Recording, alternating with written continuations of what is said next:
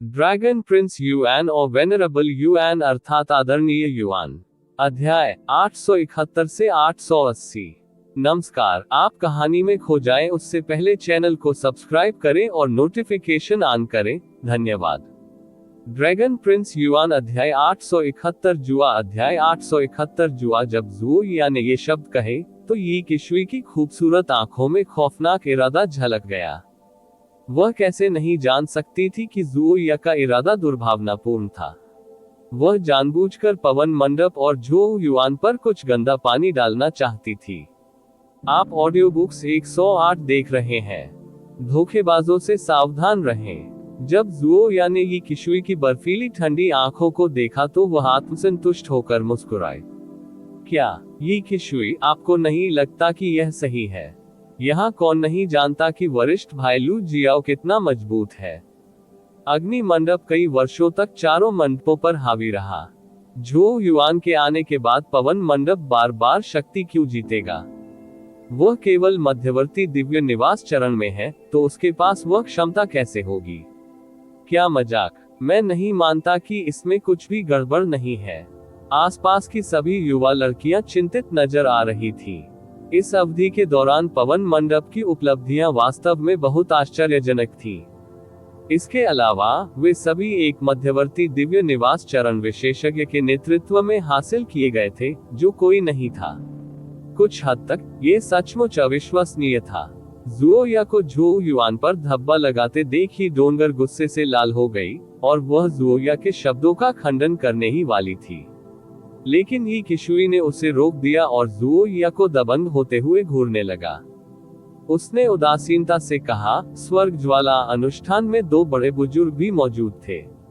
यदि आप कहते हैं कि झो युआन ने धोखा दिया है, तो क्या आप ये भी सुझाव दे रहे हैं कि दोनों बड़े बुजुर्ग बुरे हैं? ज़ुओया की अभिव्यक्ति अचानक बदल गई। यी किशुई का जवाबी हमला निस्संदेह क्रूर था। उन्होंने सीधे सीधे उन पर ऐसा लेबल लगा दिया था जिसे उनके परिवार के बड़े बुजुर्ग भी बर्दाश्त नहीं कर सकते थे। आखिरकार ची जिंग और संप्रदाय के गुरु हुआन कुन दोनों तियानयुआन क्षेत्र में सर्वोच्च प्राणी थे। आसपास के युवा लड़के और लड़कियों ने एक के बाद एक सिर हिलाया। वे नहीं जानते थे कि झो युआन ऐसा करने में कैसे सक्षम था, लेकिन अगर उसने धोखा दिया था तो वह दो बड़े बुजुर्गों को कैसे बेवकूफ बना सकता था। वे लॉ डोमेन विशेषज्ञ थे। ज़ुओया की अभिव्यक्ति बदल गई। उसने अब इस विषय पर बात करने की हिम्मत नहीं की। यी किशुई तीखी जबान से कुछ नहीं बदलता। मुख्य मंडप मास्टर लड़ाई निकट है और उस समय वरिष्ठ भाई लू जियाओ झो युआन को समझाएंगे कि एक घृणित विदूषक क्या है। जब वरिष्ठ भाई लू जियाओ मुख्य मंडप मास्टर बन जाएंगे तो हम आपके पवन मंडप द्वारा लिए गए सभी लाभ वापस ले लेंगे। लू जियाओ के बारे में बात करते समय ज़ुओया की आंखें प्रशंसा से भर गईं, लेकिन झो युआन के उल्लेख पर उसकी आंखों में फिर से तिरस्कार और तिरस्कार था।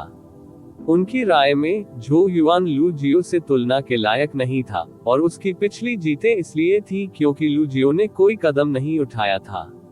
इसके अलावा स्वर्ग ज्वाला अनुष्ठान ने आत्मा की शक्ति पर ध्यान केंद्रित किया, जो लू जियाओ का मजबूत बिंदु नहीं था। अन्यथा यदि लू जियाओ ने कार्रवाई की होती तो झो युआन स्थिति का लाभ उठाकर प्रसिद्धि पाने में कैसे सक्षम हो सकता था। यी किशुई का खूबसूरत चेहरा बर्फ जैसा ठंडा था और उसने कहा, परिणाम अभी तक नहीं आए हैं। मुझे अभी तक कोई परिणाम नहीं मिला है। आपके लिए खुश होना बहुत जल्दी है। क्या आप परिणाम से शर्मिंदा होने से नहीं डरते? क्या आपके फायर पवेलियन ने पिछले कुछ महीनों में पर्याप्त सबक नहीं सीखे हैं? ज़ुओया ने मानने से इनकार कर दिया और तर्क दिया, वे पिछली जीते तुच्छ हैं। यी किशुई, आप ये भी जानते हैं कि मुख्य मंडप मास्टर लड़ाई का परिणाम क्या होगा? यी किशुई ने अपने हाथों को अपनी आस्तीन के अंदर कसकर भींच लिया और उसे ठंडी नजरों से देखा। क्या बात, आप सहमत नहीं हैं? ज़ुओया मजाकिया अंदाज में मुस्कुराए। यदि आप सहमत नहीं हैं, तो क्या आप मेरे साथ जुआ खेलने का साहस करेंगे? आइए शर्त लगाएं कि क्या मुख्य पवेलियन मास्टर का पद वरिष्ठ भाई लू जियाओ को मिलेगा या पवेलियन मास्टर झो युआन को। दांव सरल है, 3000 मूल सिक्के। क्या आप शर्त लगाने की हिम्मत करते हैं? कई लोग जोर से हौंफने लगे। 3000 मूल सिक्के कोई छोटी राशि नहीं थी, और भले ही जूओ या फायर पवेलियन के वाइस पवेलियन मास्टर थे, ये संभवतः उनकी कमाई के आधे से अधिक था। साल दांव का सामना करते हुए यी किशुई ने जुओ या को नजरअंदाज करते हुए बस खर्राटे लिए और यी डोंग एर को दूर खींच लिया। जुओ या स्पष्ट रूप से उसे स्थापित कर रही थी। यदि वह शर्त हार जाती तो जुओ या इसका इस्तेमाल विंड पवेलियन को बदनाम करने के बहाने के रूप में करती। ऐसा लगता है कि तुम्हें भी पता है कि तुम्हारे पवेलियन मास्टर के जीतने की कोई संभावना नहीं है। वरिष्ठ भाई लू जियाओ की तुलना में झो युआन सिर्फ एक जुगनू है। जुओ या मुस्कुराए, लेकिन उसके शब्द असामान्य रूप से तीखे थे। यी क्यूशुई, मैं तुम्हें सलाह देता हूं कि तुम अपने पवेलियन मास्टर को जल्दी हार स्वीकार करने के लिए मनाओ। यदि वह ऐसा करता है तो यह उसके लिए इतना शर्मनाक नहीं होगा। मैंने सुना है कि वरिष्ठ भाई लू जियाओ उससे बहुत नाखुश है और संभवतः मुख्य मंडप मास्टर लड़ाई में पीछे नहीं हटेंगे। यी क्यूशुई के कदम रुक गए और उसका हमेशा की तरह कोमल चेहरा ठंड से ढक गया था।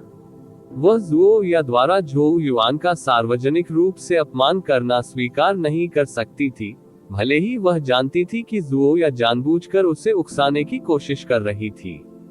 वह अब विंड पवेलियन की वाइस पवेलियन मास्टर थी और जुओ या को सार्वजनिक रूप से उन पर हमला नहीं करने दे सकती थी।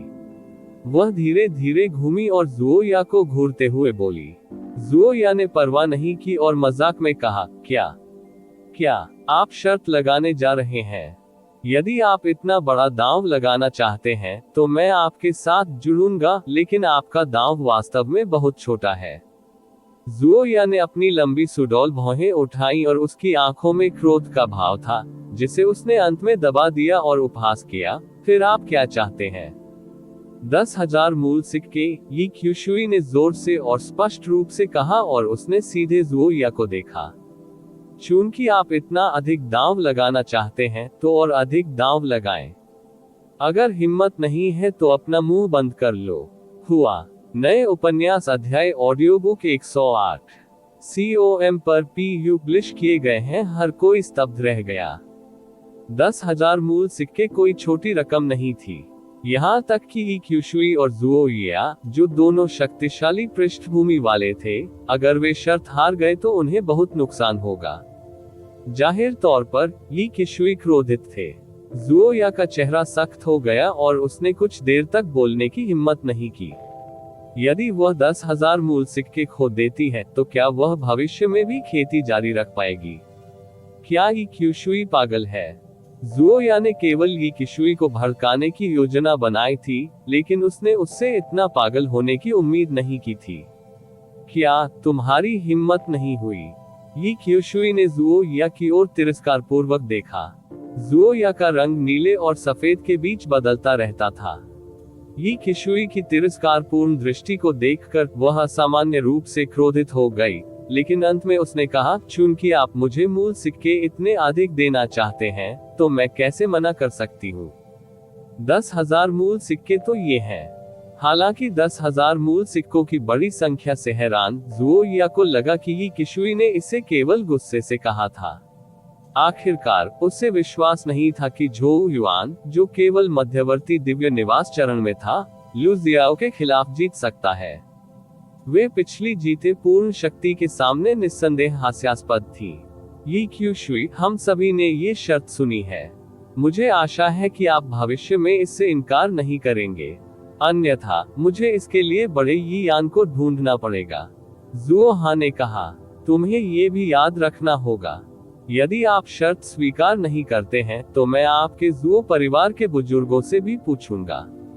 यी क्यूशुई ने यी डोंग एर को खींच लिया और दूर हो गया। जाने से पहले जुओ या ने ठंडी आवाज में कहा। जैसे ही वे चले गए, युवा लड़के और लड़कियां आश्चर्य से हाँफने लगे। उनका दांव जल्द ही पूरे तियानयुआन क्षेत्र में फैल जाएगा। यी डोंग एर ने लू जियाओ की प्रतिष्ठा के बारे में भी सुना था, इसलिए घर जाते समय उसने चिंतित स्वर में पूछा, बड़ी बहन, क्या भाई झो युआन जीतेगा? गहरी सोच में यी किशुई ने एक पल के लिए यी डोंग एर के सिर पर हाथ फेरा। झो युआन का आत्मविश्वास से पूर्ण चेहरा और नजर उसके दिमाग में घूम गई, इसलिए उसके लाल होठों के कोने एक सुंदर मुस्कान में ऊपर की ओर मुड़ गए और उसने सिर हिलाया। वह निश्चित रूप से जीतेगा। यदि वह हार जाता है तो आपकी बहन को खुद को उसके हाथों बेचना होगा और शर्त वापस पाने के लिए उसके लिए काम करना होगा। हे बड़ी बहन, मुझे लगता है कि आप हारना पसंद करेगी। फिर आप पिटाई चाहते हैं। ड्रैगन प्रिंस युआन अध्याय 872 उन्नत दिव्य निवास चरण अध्याय 872 उन्नत दिव्य निवास चरण। जैसे जैसे समय बीतता गया, 4 मंडपों के बीच लड़ाई करीब आने लगी और तियानयुआन यूटोपिया के भीतर उत्साह की डिग्री बढ़ गई। तियानयुआन यूटोपिया में बातचीत के सभी विषय आगामी युद्ध के इर्द गिर्द घूमते रहे और इस पर ध्यान देने का स्तर पिछले स्वर्ग ज्वाला अनुष्ठान की तुलना में कहीं अधिक था। आप ऑडियो बुक्स 108 देख रहे हैं। धोखेबाजों से सावधान रहें। लड़ाई में भाग लेने वालों के रूप में 4 मंडप स्वामी लू जियाओ, झो युआन, हान युआन और म्यू लियू भी उत्साह से जल रहे थे। जुए की दुकानें भी इस बात पर शर्त लगाने के लिए खुल रही थी कि कौन सा मंडप मास्टर मुख्य मंडप मास्टर का खिताब जीतेगा। वे बेहद लोकप्रिय थे। अप्रत्याशित रूप से लू जियाओ सबसे लोकप्रिय उम्मीदवार थे। आखिरकार चाहे कुछ भी हो, लू जियाओ को तियानयुआन क्षेत्र में युवा पीढ़ी का सबसे मजबूत व्यक्ति कहा जाता था। भले ही दिव्य आवास सूची में उनकी 9वीं रैंकिंग के संबंध में कुछ गड़बड़ थी, उनकी ताकत को कई लोगों ने पहचाना था। लू जियाओ के अलावा हान युआन और म्यू लियू, जो तियानयुआन क्षेत्र में हमेशा लू जियाओ के बाद दूसरे स्थान पर थे, के पास भी मुख्य मंडप मास्टर का पद जीतने का मौका था। झो युआन के लिए वह अंतिम स्थान पर था। हालांकि पिछले कुछ महीनों में झो युआन के नेतृत्व में विंड पवेलियन ने ऊंची उड़ान भरी थी और यहां तक कि हेवन फ्लेम रिचुअल में फायर पवेलियन को भी हरा दिया था। हर कोई जानता था कि 4 मदर रून्स और हेवन फ्लेम रिचुअल के संबंध में कुछ तरकीबें थी। हालांकि मुख्य मंडप मास्टर लड़ाई किसी की अपनी ताकत की सच्ची प्रतिस्पर्धा थी। कोई भी चालबाजी कारगर नहीं होगी। तो झो युआन, जिसके पास केवल मध्यवर्ती दिव्य निवास चरण की ताकत थी, ने अन्य लोगों को अधिक आत्मविश्वास नहीं दिया। ये समझ में आने योग्य था कि बहुत से लोग उसके बारे में बहुत अच्छा नहीं सोचते थे, और जबकि पूरा तियानयुआन यूटोपिया मुख्य मंडप मास्टर लड़ाई पर बारीकी से ध्यान दे रहा था, ये क्यूशुई और जुओया के बीच का जुआ भी ज्ञात हो गया और कई चर्चाएं छिड़ गईं। आखिरकार 10,000 मूल सिक्के कोई छोटी राशि नहीं थी। जब कई लोगों ने 2 महिलाओं के बीच जुए के बारे में सुना तो उन्होंने गुप्त रूप से यी किशुई पर दया की। ये स्पष्ट रूप से जुओया द्वारा स्थापित किया गया था। यी किशुई को कैसे मूर्ख बनाया जा सकता है? भले ही वह अमीर हो, उसे अपने परिवार को इस तरह बर्बाद नहीं करना चाहिए, है ना? लेकिन जो भी हो, जुआ तय हो चुका था और मुख्य मंडप मास्टर लड़ाई के उत्साह को एक नई ऊंचाई पर ले आया। इस प्रकार जबकि लाखों लोगों द्वारा चर्चा की जा रही थी, मुख्य मंडप मास्टर लड़ाई केवल एक दिन दूर थी। विंड आइलैंड, एक बंद कमरा। कड़ाही के अंदर धधकती स्वर्गीय सूर्य की लपटें और भयानक गर्मी जमा हो रही थी। आग की तेज लपटों के बीच एक आकृति चुपचाप पालथी मारकर बैठी थी। उसकी त्वचा जैड की तरह चमकदार और पारभासी थी और उत्सर्जित जैड प्रकाश की गहराई में कुछ चांदी जैसा लग रहा था। ये झो युआन था। इस समय उसके सामने लटके लाल गोले के अंदर सीलबंद स्वर्गीय सूर्य की लपटें खत्म हो चुकी थी। अपने 1 महीने की बंद दरवाजे की खेती के दौरान झो युआन ने कुल 240,000 स्वर्गीय सूर्य की लपटों को भस्म कर दिया था। झो युआन की आंखें कसकर बंद थी और उसकी सांसें एक ड्रैगन की तरह थीं, जो सुनहरी लपटें ले रहा था और छोड़ रहा था। कड़ाही में स्वर्गीय सूर्य की लपटें धीरे धीरे कम हो रही थी और जब झो युआन ने आखिरी लौ को निगल लिया तो कड़ाही मंद पड़ गई। झो युआन अभी भी बिना किसी प्रतिक्रिया के चट्टान की तरह चुपचाप क्रॉस लेग बैठा हुआ था। ये सन्नाटा 3 घंटे तक चला। एक बिंदु पर झो युआन का शरीर कांपने लगा और उसके शरीर से एक सूक्ष्म दरार महसूस हुई। आवाज सुखद लग रही थी, और जब यह उसके शरीर से गुजरी तो ऐसा लगा कि उसके रक्त का प्रवाह भी स्वर्ग की आवाज की तरह बहुत सहज हो गया। ये दीवारों के टूटने की आवाज थी। सातवां दिव्य आवाज अंततः जुड़ गया। झो युआन की बंद आंखें अचानक खुल गईं, और सुनहरी रोशनी फूट पड़ी, एक वास्तविक पदार्थ। फिर ज्वालामुखी की तरह उसके शरीर से जेनेसिस क्यूई का एक झोंका फूट पड़ा। गर्जन। नीला सुनहरा जेनेसिस क्यूई ने झो युआन की आकृति को ढक लिया और स्पष्ट रूप से एक विशाल सर्पिल सर्प में परिवर्तित होता हुआ प्रतीत हुआ। टकराना। कड़ाही का ढक्कन सीधे फट गया, और झो युआन की आकृति बिजली की चमक की तरह खेती के कमरे की छत से टूट गई और विंड आइलैंड के ऊपर दिखाई दी। उसने विंड आइलैंड के चारों ओर सूक्ष्म हवा के झोंकों का सामना करते हुए एक लंबी दहाड़ लगाई। सारी सूक्ष्म हवा को झेलते हुए नीला प्रकाश छाया उसके शरीर के चारों ओर लिपटा हुआ था। हवा की सीटी काफी देर तक चलती रही और अंततः रुक गई, और झो युआन के चेहरे पर खुशी की स्पष्ट झलक थी। इस बंद दरवाजे की साधना में, जैसा कि उनकी इच्छा थी, उन्होंने सातवें दिव्य निवास को खोला और वास्तव में उन्नत दिव्य निवास चरण में कदम रखा। झो युआन ने अपनी भावनाओं को शांत किया और दिव्य निवास के अंदर का अनुभव किया। उसके मुंह के कोने एक स्पष्ट हर्षित मुस्कान में मुड़ गए। 6 लाख। सातवें दिव्य आवास से जुड़ने के बाद उनके दिव्य आवास में जेनेसिस क्यूई सितारों की संख्या 6 मिलियन बढ़ गई। ये वृद्धि उसके पिछले किसी भी आरोहण से अधिक थी। उनका जेनेसिस क्यूई फाउंडेशन पहले 15 मिलियन जेनेसिस क्यूई सितारों तक पहुंच गया था, लेकिन अब 6 मिलियन की वृद्धि के बाद वह सीधे 20 मिलियन के स्तर को तोड़कर 21 मिलियन के भयानक आंकड़े तक पहुंच गया है। ये कहा जाना चाहिए कि जब उसने फैंग एओ के खिलाफ लड़ाई लड़ी थी, भले ही उसने विंड स्पिरिट रून और फायर स्पिरिट रून दोनों को सक्रिय कर दिया था, वह केवल 20 मिलियन तक ही पहुंच पाया था। लेकिन अब किसी भी अन्य साधन का उपयोग करने से पहले उनकी जेनेसिस क्यूई फाउंडेशन ने उस समय की उनकी पूरी ताकत को पार कर लिया। इससे ये स्पष्ट हो गया कि इस सफलता से झो युआन को कितना लाभ हुआ। अराजक दिव्य आवास वास्तव में अद्भुत है। यहाँ तक कि झो युआन भी बहुत खुश हुए बिना नहीं रह सका। वह जानता था कि उसकी जेनेसिस क्यूई नींव के इस तरह बढ़ने का कारण मुख्य रूप से उसका भिन्न दिव्य निवास था। सबसे भयावह बात यह थी कि अब उसके पास 2 और आरोहणों के लिए जगह थी। एक बार जब वह 9वें दिव्य आवास से जुड़ गया, तो उसकी जेनेसिस क्यूई नींव किस प्रकार के स्तर तक पहुंच जाएगी। झो युआन ने ये कहने का साहस किया कि उस समय दिव्य आवास चरण में लोगों की संख्या जिनकी उत्पत्ति क्यूई नींव पूरे हुन्युआन स्वर्ग में उनके बराबर थी, 5 से अधिक नहीं होगी। इसके अलावा इस बंद दरवाजे के साधना सत्र के दौरान उन्नत दिव्य आवास चरण में उनकी सफलता उनकी एकमात्र सफलता नहीं थी। झो युआन ने अपनी आंखें थोड़ी बंद कर ली, और उसके धड़कते दिल की आवाज उसके कान में सुनाई दी। जैसे ही वह तेज हुआ, उसके चारों ओर सुनहरी रोशनी प्रवाहित होने लगी। वह रोशनी वास्तव में सुनहरे रक्त की बूंदें थी। ये पौराणिक संत शरीर का स्वर्णिम रक्त था। NUN0 well chapter 108 audio books पर प्रकाशित होते हैं।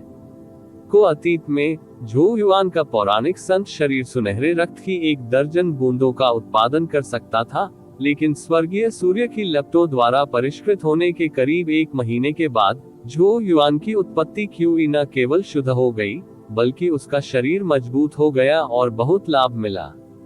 सुनहरे रक्त की 200 से अधिक बूंदें थी। एक बार सक्रिय होने पर सुनहरा रक्त निस्संदेह झो युआन की शारीरिक शक्ति को आसमान छूने देगा। इस फसल को एक सुखद आश्चर्य कहा जा सकता है, जिससे उसकी युद्ध शक्ति में भी काफी सुधार हुआ। जैसे ही झो युआन ने महसूस किया कि राजसी जेनेसिस क्यूई उसके शरीर में प्रवाहित हो रही है और उसकी बढ़ती अत्याचारी शारीरिक शक्ति, उसकी आंखें संतुष्टि से भर गईं। थोड़ी देर बाद उसने दूर से झांककर देखा तो कई आकृतियां तेजी से आ रही थीं। वे ये बिंगलिंग और यी क्यूशुई थे जिनके चेहरे पर आश्चर्य के भाव थे। जाहिर तौर पर वे उसकी हरकतों और शोर से आकर्षित हो गए थे। झो युआन ने उनकी ओर देखा, फिर अपना ध्यान दूर अग्नि मंडप की दिशा की ओर लगाया। उसकी आंखों में तीव्र युद्ध का इरादा चमक रहा था। उसकी सफलता के बाद वहां ऐसा कुछ नहीं था जिसका उसे डर था। लू जियाओ के सामने भी उसमें अभी भी लड़ने की ताकत थी। वह कुछ हद तक मुख्य मंडप मास्टर लड़ाई की प्रतीक्षा कर रहा था। ड्रैगन प्रिंस युआन अध्याय 873 मुख्य मंडप मास्टर लड़ाई शुरू होती है। अध्याय 873 मुख्य मंडप मास्टर लड़ाई शुरू होती है। उस दिन तियानयुआन यूटोपिया सबसे अधिक हलचल भरा और जीवन था जिसे झो युआन ने तब से देखा था जब से वह आधे साल पहले आया था। आप ऑडियो बुक्स 108 देख रहे हैं। धोखेबाजों से सावधान रहें। पूरी दुनिया में अनगिनत छायाएं टिड्डियों की तरह तियानयुआन यूटोपिया के केंद्र की ओर घूम रही थी। वहां मुख्य मंडप मास्टर लड़ाई युद्ध के मैदान पर आयोजित की जाएगी। यह एक विशाल तैरता हुआ द्वीप था और द्वीप के चारों ओर पर्वत श्रृंखलाएं थी जो अंतहीन रूप से फैली हुई थी, जो जंगली और प्राचीन वातावरण से भरी हुई थी। तैरते द्वीप पर प्राकृतिक उत्पत्ति क्यूई भी बेहद शुद्ध थी। इस तरह की जगह के लिए केवल वे लोग जो तियानयुआन यूटोपिया में उच्च और शक्तिशाली बुजुर्ग पद पर थे, उन्हें खेती के प्रशिक्षण के लिए निवास स्थापित करने की अनुमति थी। इसलिए ये द्वीप आमतौर पर बंद था और आम लोगों के लिए दुर्गम था। लेकिन उस दिन मुख्य मंडप मास्टर लड़ाई थी और सभी को अंदर जाने की अनुमति थी। ये कई लोगों के लिए एक दावत थी और इससे उनमें तियानयुआन यूटोपिया के बुजुर्ग बनने के लाभों के लिए और भी अधिक लालसा पैदा हो गई। पर्वत श्रृंखला की गहराई में एक विशाल पर्वत कोहरे और बादलों से ढका हुआ विशालकाय की तरह खड़ा था। हालांकि धुंध सामान्य नहीं थी, इसका निर्माण द्वीप पर अत्यधिक समृद्ध जेनेसिस क्यूई से हुआ था। NUN0 well chapter 108 audio books पर प्रकाशित होते हैं। को झपट्टा मारना। अनगिनत छायाचित्र सभी दिशाओं से आकाश में बह गए, फिर विशाल पर्वत के चारों ओर पर्वत श्रृंखलाओं पर उतरे। पर्वत श्रृंखला की शांति लंबे समय से टूट चुकी थी। आकाश में अनगिनत आवाजें गूंज उठी और बादल भी फट गए। ऐसा लग रहा था कि तियानयुआन यूटोपिया की आधी से अधिक आबादी मुख्य मंडप मास्टर लड़ाई देखने आई थी। इसमें कोई संदेह नहीं कि यह एक शानदार दृश्य था। अनगिनत लोगों ने अपनी नजरें ऊंचे पहाड़ की तलहटी पर डाली, जहां 4 क्षेत्र थे, हर एक क्षेत्र लोगों से भरा हुआ था। उनके कपड़ों के पैटर्न और प्रतीक से पता चलता है कि वे चारों मंडपों के युवा और उत्साही लोग थे। चारों मंडपों में से प्रत्येक में सबसे आगे एक अग्रणी व्यक्ति था। प्रत्येक मंडप से असाधारण आभा निकल रही थी। वे उस दिन के मुख्य मंडप मास्टर युद्ध के 4 मुख्य नायक थे, 4 मंडप स्वामी। क्या शानदार दृश्य है। झो युआन ने क्षेत्र को भरने वाली अंतहीन आकृतियों को स्कैन किया। हालांकि उसने दुनिया के कई शानदार नजारे देखे थे, फिर भी वह थोड़ा स्तब्ध महसूस किए बिना नहीं रह सका। स्वर्ग ज्वाला अनुष्ठान सहित जो चीजें उसने पहले अनुभव की थी, वे उस दिन की तुलना में बहुत हीन थी। आखिरकार यह मुख्य मंडप मास्टर पद के लिए लड़ाई है। ये क्यूशुई मुस्कुराए। स्थिति असाधारण थी। सामान्य शब्दों में, यह एक नेसेंट सोर्स स्टेज विशेषज्ञ के बराबर होगा, और एक नेसेंट सोर्स विशेषज्ञ, यदि किसी भी स्वर्ग में रखा जाता है, तो निस्संदेह एक शीर्ष स्तर का प्राणी होता है। झो युआन ने सिर हिलाया और ये किशुई से मजाक किया। मैंने सुना है कि आपने किसी के साथ शर्त लगाई है और मुझ पर 10,000 मूल सिक्के लगाए हैं। कितनी अमीर छोटी औरत है। 10,000 मूल सिक्के कोई छोटी राशि नहीं थी। यदि यह 4 मदर रून्स के लिए नहीं होता, तो कोई रास्ता नहीं था कि वह उस राशि को निकाल सके, भले ही उसे सूखा दिया गया हो। जब ये क्यूशुई ने झो युआन की छेड़खानी सुनी, तो उसके गल लाल हो गए और उसने तुरंत झो युआन की ओर गुस्से से देखा। अगर तुम हार गए तो मैं अपनी पूरी संपत्ति दे दूंगा। वैसे भी 4 मदर रून्स की बिक्री में मेरी थोड़ी हिस्सेदारी है। ये बिंगलिंग ने ये क्यूशुई की पतली कमर को गले लगाने के लिए अपना हाथ बढ़ाया और सांत्वना देते हुए कहा, चिंता मत करो। मैं भी जुओया को बर्दाश्त नहीं कर सकता और लंबे समय से उसे सबक सिखाना चाहता था। यदि तुम हार गए तो मैं आधा भुगतान कर दूंगा। जुआ से होने वाली कमाई क्यूशुई की है क्योंकि उसमें साहस था। वरिष्ठ बहन, ये सिर्फ अपनी नाक में दम करना सही नहीं है, झो युआन ने इत्मीनान से कहा। इस टिप्पणी ने अचानक उसके आसपास के लोगों की आंखें घुमा दी। ये बिंगलिंग ने भी तड़क भड़क के साथ कहा, आप अपने आप से बहुत भरे हुए हैं। आपने अभी तक लड़ना शुरू नहीं किया है और आप ऐसे व्यवहार करते हैं जैसे मुख्य मंडप मास्टर का पद पहले से ही आपकी जेब में है। ये क्यूशुई ने अपना मुंह ढक लिया और मुस्कुराने लगी, लेकिन झो युआन के शांत रवैये ने निस्संदेह उसे और दूसरों को गुप्त रूप से राहत दी। आखिरकार अंतिम परिणाम चाहे जो भी हो, उसे बेचैनी के बजाय आराम करते हुए देखना अच्छा था। माहौल थोड़ा शांत हुआ, लेकिन ये बिंगलिंग झो युआन की बाह पर हाथ फेरने और फुसफुसाने से खुद को रोक नहीं सकी। क्या तुम सच में ऐसा कर सकते हो? झो युआन ने गंभीर स्वर में उत्तर दिया, सभी पुरुष ऐसा कर सकते हैं। उनके आसपास मौजूद सभी लोग हंसने लगे और ये बिंगलिंग शर्म से लाल हो गई, उसका चेहरा और गर्दन लाल हो गई। फिर बर्फीली जेनेसिस क्यूई उसकी उंगलियों के बीच एक हिमलिम्ब में इकट्ठा हो गई और उसने झो युआन की कमर पर जोरदार निशाना साधा। इस कमीने ने उसे छेड़ने की हिम्मत की, लेकिन झो युआन के चिढ़ाने के बाद विंड पवेलियन की ओर का तनावपूर्ण और लगभग अवसादग्रस्त माहौल खत्म हो गया था और हर कोई एक दूसरे से कानाफूसी करने लगा। ये देखकर झो युआन ने चुपचाप सिर हिलाया। अब जबकि अनगिनत लोग चारों मंडपों को देख रहे थे, अगर वे घबराए हुए और बेचैन दिखें तो इससे लोग उन्हें नीची दृष्टि से देखेंगे। कुछ ही दूरी पर अग्नि मंडप से कोई व्यक्ति पवन मंडप को भी देख रहा था।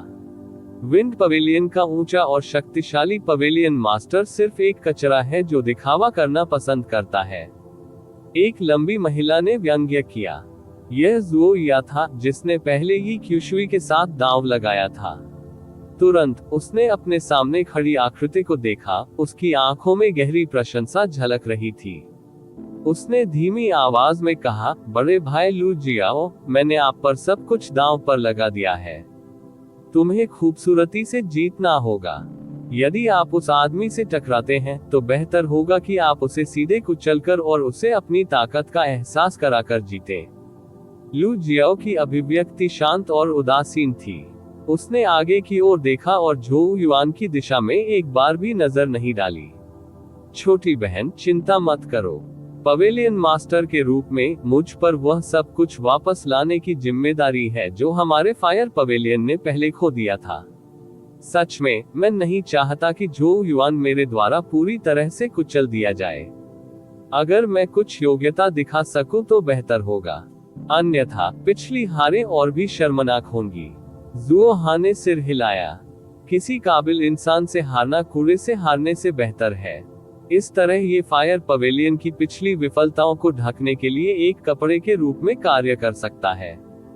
निस्संदेह सबसे महत्वपूर्ण बात ये थी कि अग्नि मंडप को अंत तक खड़ा रहना था। लू जियाओ ने और कुछ नहीं कहा। सच में, वह समझ सकता था कि झो युआन की जेनेसिस क्यूई नींव एक बार फिर बढ़ गई है। मगर इससे क्या, वह काफी समय से युद्ध की तैयारी कर रहा था और आज के बाद मैं 4 मंडपों के शीर्ष पर चढ़ जाऊंगा और तियानयुआन क्षेत्र का वास्तविक उच्च अधिकारी बन जाऊंगा। लू जियाओ ने सोचा, उसकी आंखें चमक रही थी। ओम। और जब लू जियाओ सोच रहा था, स्वर्ग और पृथ्वी के बीच एक अजीब सी आवाज गूंजने लगी और सभी ने देखा कि एक विशाल और अनंत शक्ति प्रकट हो रही है। इस शक्तिशाली बल के तहत यहाँ तक कि नवजात स्रोत चरण के विशेषज्ञों ने भी महसूस किया कि उनकी जेनेसिस क्यूई कुछ हद तक नियंत्रण से बाहर हो गई है। तियानयुआन क्षेत्र में केवल लॉ डोमेन विशेषज्ञ ही नेसेंट सोर्स स्टेज विशेषज्ञों को इस तरह महसूस करा सकते हैं। इस प्रकार जब शक्तिशाली और शुद्ध जेनेसिस क्यूई एक साथ एकत्रित हुए और आकाश में 5 बुनी हुई चटाइयों में विभाजित हो गए, तो अनगिनत लोग विस्मय से शून्य की ओर देखने लगे। मेट के चारों ओर बादल और धुंध जमा हो गए, वे आमर की तरह हवा में तैर रहे थे। 5 बुनी हुई चटाइयों पर 5 आकृतियां धीरे धीरे आकार ले रही थीं, जो अनगिनत विस्मयकारी निगाहों के नीचे दिखाई दे रही थी। इसी समय झो युआन ने 5 आकृतियों को देखने के लिए गंभीरता से अपना सिर उठाया। उन्हें उम्मीद नहीं थी कि मुख्य मंडप मास्टर लड़ाई अन्य 3 ग्रैंड को आकर्षित करेगी। ची जिंग और हुआन कुन के अलावा बुजुर्ग तियानयुआन क्षेत्र के 5 सर्वोच्च नेता उपस्थित हुए थे। ऐसी लड़ाई निस्संदेह शानदार थी। ड्रैगन प्रिंस युआन अध्याय 874 5 बड़े बुजुर्ग अध्याय 874 5 बड़े बुजुर्ग। जब शून्य में बुनी हुई चटाई पर 5 आकृतियां उभरी, तो अनगिनत लोगों ने आदरपूर्वक सिर झुकाया और विस्मय विमुग्ध स्वर में कहा, बड़े बुजुर्गों को सम्मान देते हुए। आप ऑडियो बुक्स 108 देख रहे हैं। धोखेबाजों से सावधान रहें। सर्वोच्च संप्रभु कांग युआन की अनुपस्थिति में ये 5 लोग तियानयुआन क्षेत्र के सर्वोच्च नेता थे। उनकी स्थिति का उल्लेख किए बिना उनके पास अभी भी लॉ डोमेन चरण की शक्तियां थी, जो किसी भी क्षेत्र पर हावी होने के लिए पर्याप्त थी। सामान्य समय में 5 बड़े बुजुर्गों को एक ही समय में प्रकट होते देखना अविश्वसनीय रूप से कठिन था, इसलिए ये कई लोगों के लिए आंखें खोलने वाला था। झो युआन भी उनके सम्मान में झुके, फिर अपना सिर उठाकर उन 5 भव्य आकृतियों को देखा, जो हल्की हल्की आभा बिखेर रही थी, जो पूरी दुनिया को दबा सकती थी। 5 में से कोई भी कांगक्सुआन संप्रदाय के संप्रदाय गुरु किंग यान से कमजोर नहीं था। शी जिंग और संप्रदाय के गुरु हुआन कुन के अलावा, जिनसे वह पहले मिल चुके थे, हरे रंग की पोशाक में एक खूबसूरत महिला थी। उसकी त्वचा सफेद जैद जैसी थी और उसकी आंखें पानी की तरह शांतिपूर्ण थी। उसने अपने चारों ओर एक प्राचीन जंगल की तरह एक सुखद और आरामदायक आभा बिखेर दी। इसके अलावा झो युआन को अपने शरीर से एक अवर्णनीय जीवन शक्ति महसूस हुई। वह चुपचाप वहीं बैठी रही, लेकिन ऐसा लग रहा था जैसे उसके आसपास की जगह में हरे भरे पौधे लगातार हवा से उग रहे थे और रोशनी के हल्के हरे धब्बों में बदल रहे थे। वो वुड कबीले के बुजुर्ग हैं। कबीले के बुजुर्ग म्यूनी यी क्यूशुई ने झो युआन से फुसफुसाते हुए कहा। जीवन की एक बहुत मजबूत शक्ति, झो युआन ने धीमी आवाज में आश्चर्यचकित होकर कहा। झो युआन ने पहले ताई ग्रीनवुड मार्क का अभ्यास किया था, इसलिए वह जीवन की शक्ति के प्रति विशेष रूप से संवेदनशील था। जब उसने कबीले के बुजुर्ग म्यूनी को देखा, तो वह स्पष्ट रूप से अपने शरीर में ताई ग्रीनवुड मार्क को जयकार करते हुए महसूस कर सकता था, जैसे कि उसकी जीवन शक्ति का एक संकेत उसकी खेती में महान सुधार लाएगा। बेशक कबीले की बुजुर्ग म्यूनी हुन्युआन स्वर्ग में बहुत प्रसिद्ध है और उसे पवित्र जैड हाथ के रूप में जाना जाता है, जो किसी भी चोट को आसानी से ठीक कर सकता है। यहाँ तक कि समान स्तर के विशेषज्ञ भी उनके प्रति बहुत विनम्र हैं। आखिरकार कोई भी घायल हो सकता है, ये बिंगलिंग ने समझाया। लेकिन कबीले के बुजुर्ग म्यूनी ने हमेशा कम प्रोफाइल बनाए रखी है। यहाँ तक कि तियानयुआन यूटोपिया में भी वह शायद ही कभी देखी जाती है, और अगर यह आज मुख्य मंडप मास्टर लड़ाई नहीं होती, तो मुझे नहीं लगता कि वह दिखाई देती।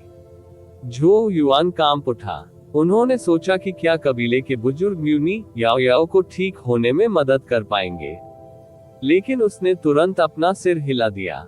याओ याओ की पहचान बेहद रहस्यमय थी और संभवतः सामान्य नहीं थी, अन्यथा उससे ठीक होने में मदद करने के लिए पैट्रिक ड्रैगन लालटेन और पैट्रिक ड्रैगन रक्त, 2 पौराणिक वस्तुओं की आवश्यकता नहीं होगी। चूंकि उसके गुरु कैंग युआन ने पहले इसका उल्लेख नहीं किया था, इसलिए उससे पूछना संभवतः बहुत कम उपयोगी होगा। ये बिंगलिंग फिर से फुसफुसाए। इसके अलावा मैंने सुना है कि कबीले के बुजुर्ग म्यूनी के मन में सर्वोच्च संप्रभु कांग युआन के प्रति भावनाएं हैं। ऐसी गपशप सुनकर झो युआन ने भी अपने चेहरे पर एक हैरान और अजीब अभिव्यक्ति प्रकट की, लेकिन इसके बारे में सोचने पर यह उतना आश्चर्यजनक नहीं था। मास्टर कैंग युआन एक अच्छे स्वभाव वाले असाधारण प्रतिभाशाली व्यक्ति थे, इसलिए ये समझ में आता था कि उनका आकर्षण कबीले के बुजुर्ग म्यूनी जैसे लोगों को आकर्षित करेगा। लेकिन यह अज्ञात था कि क्या यह अप्राप्य था। आखिरकार उसने कभी अपने मालिक को उसका जिक्र करते नहीं सुना था। झो युआन ने आह भरी, फिर अपनी नजर कबीले के बुजुर्ग म्यूनी के बगल में बुनी हुई चटाई पर डाली, जहां एक थोड़ा मोटा मध्यम आयु वर्ग का व्यक्ति उदासीन भाव के साथ बैठा था। उसकी आंखें साधारण नहीं थी और क्रिस्टल पत्थरों की एक जोड़ी से बदल दी गई थी। उसकी आंखों की पुतलियों से एक फीकी अजीब रोशनी निकल रही थी, मानो यह 9 प्राचीन जिलों में प्रवेश कर सकती है और दुनिया का पता लगा सकती है। वह के पितामह हेंगेरा क्रिस्टल कबीला बियान चांग प्रोफाउंड क्रिस्टल कबीले के सदस्य क्रिस्टल आंखों के साथ पैदा होते हैं, और जैसे ही जेनेसिस क्यूई जमा होती है, उनकी आंखें स्वर्गीय क्रिस्टल प्रकाश को बाहर निकाल सकती हैं, जो अगर हमला करती है तो लोगों को पत्थरों में बदल सकती है। शक्ति असामान्य और दबंग है, ये बिंगलिंग ने जो युआन के कानों में फुसफुसाया। कुलपति बियान चांग की ताकत को देखते हुए उन्हें केवल अपनी नजरें झुकाने की जरूरत है और स्वर्गीय सूर्य मंच के विशेषज्ञ पत्थर में बदल जाएंगे।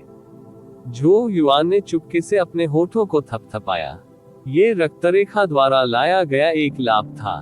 प्रोफाउंड क्रिस्टल कबीले को वास्तव में स्वर्ग का आशीर्वाद मिला था।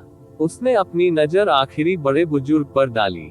यह एक सफेद बालों वाला सुंदर नौजवान था जो लगभग उसकी ही उम्र का लग रहा था, लेकिन जो युआन को अपने शरीर से एक प्राचीन आभा का उत्सर्जन महसूस हो रहा था। वह स्पष्टतः एक बूढ़ा राक्षस था। वह श्वेत कबीले का पितामह है। जो युआन ने पूछा। हाँ, श्वेत कबीले की कुलपति बाई ये। श्वेत कबीले के रक्त में श्वेत क्षरण नामक क्षमता होती है। यदि ये किसी के शरीर पर आक्रमण करता है तो जेनेसिस क्यूई भी सफेद जहर से संक्रमित हो जाएगा, और एक बार जब ये जेनेसिस क्यूई को समाप्त कर देगा तो पीड़ित तुरंत नष्ट हो जाएगा। ये बेहद शातिर और दबंग है। एक अफवाह ये भी है कि पितृसत्ता बाय ये के लॉ डोमेन को व्हाइट डोमेन कहा जाता है। एक बार जब लॉ डोमेन फैल जाता है तो लॉ डोमेन में लिपटे स्वर्गीय सूर्य चरण के नीचे का कोई भी व्यक्ति सफेद कोहरे में बदल जाएगा। यहाँ तक कि नेसेंट सोर्स चरण के विशेषज्ञ भी लंबे समय तक अंदर टिकने में सक्षम नहीं होंगे। जो युआन के चेहरे पर डर की एक झलक तैर गई। उन्होंने अपनी वरिष्ठ बहन ची जिंग से सुना था कि हेवनली स्पिरिट संप्रदाय, व्हाइट कबीले और प्रोफाउंड क्रिस्टल कबीले एकजुट हो गए हैं। ये तीनों अविश्वसनीय रूप से शक्तिशाली थे। सौभाग्य से ची जिंग वुड कबीले के करीब थी और वह मुश्किल से दूसरों का विरोध कर सकती थी। और उस गपशप से जो उसने अभी सुना था, कबीले के बुजुर्ग म्यूनी के ची जिंग के करीब आने का कारण शायद उसका गुरु कैंग युआन था। तियान युआन क्षेत्र में स्थिति वर्तमान में बहुत जटिल थी, और यह अज्ञात था कि उसका वरिष्ठ भाई अपनी बंद कमरे में खेती कब पूरी करेगा। अन्यथा स्वर्गीय आत्मा संप्रदाय और अन्य लोगों का तियान युआन क्षेत्र में अभी भी अधिक प्रभाव और शक्ति होगी। जब उसके मन में विचार मंथन चल रहा था, पांचों बड़े बुजुर्गों ने शून्य में एक दूसरे से नजरें मिलाईं। अंत में उन्होंने ची जिंग को बोलने देने का फैसला किया। उसने भीड़ पर अपनी स्पष्ट आंखें दौड़ाई और दुनिया खामोश हो गई। आज 4 मंडपों के बीच मुख्य मंडप मास्टर लड़ाई है, और मेरा मानना है कि आप सभी पहले से ही नियमों को जानते हैं। वह लू जियाओ, झो युआन, हान युआन और म्यू लियू की ओर मुड़ी और फिर विशाल पर्वत की ओर इशारा किया। इसके चारों ओर के बादल और धुंध धीरे धीरे छट गए, जिससे 4 लंबी पत्थर की सीढ़ियां दिखाई दी जो पहाड़ की तलहटी से लेकर बादलों तक फैली हुई थी। उसने संप्रदाय के गुरु हुआन कुन की ओर देखा, जिन्होंने अपनी आस्तीन को झटका दिया और एक टोकन निकाला। टोकन पर 4 स्पिरिट्स ओरिजिन टॉवर उत्कीर्ण था, जिस पर एक प्राचीन प्रमुख चरित्र था। उसकी उंगली के एक झटके से टोकन गुनगुनाया और प्रकाश की एक धारा में बदल गया जो विशाल पर्वत के शिखर की ओर चला गया। उस पल सभी को पहाड़ की चोटी से एक जबरदस्त दबाव महसूस हुआ, जैसे पारा नीचे बह रहा हो और पूरे पहाड़ को ढक रहा हो।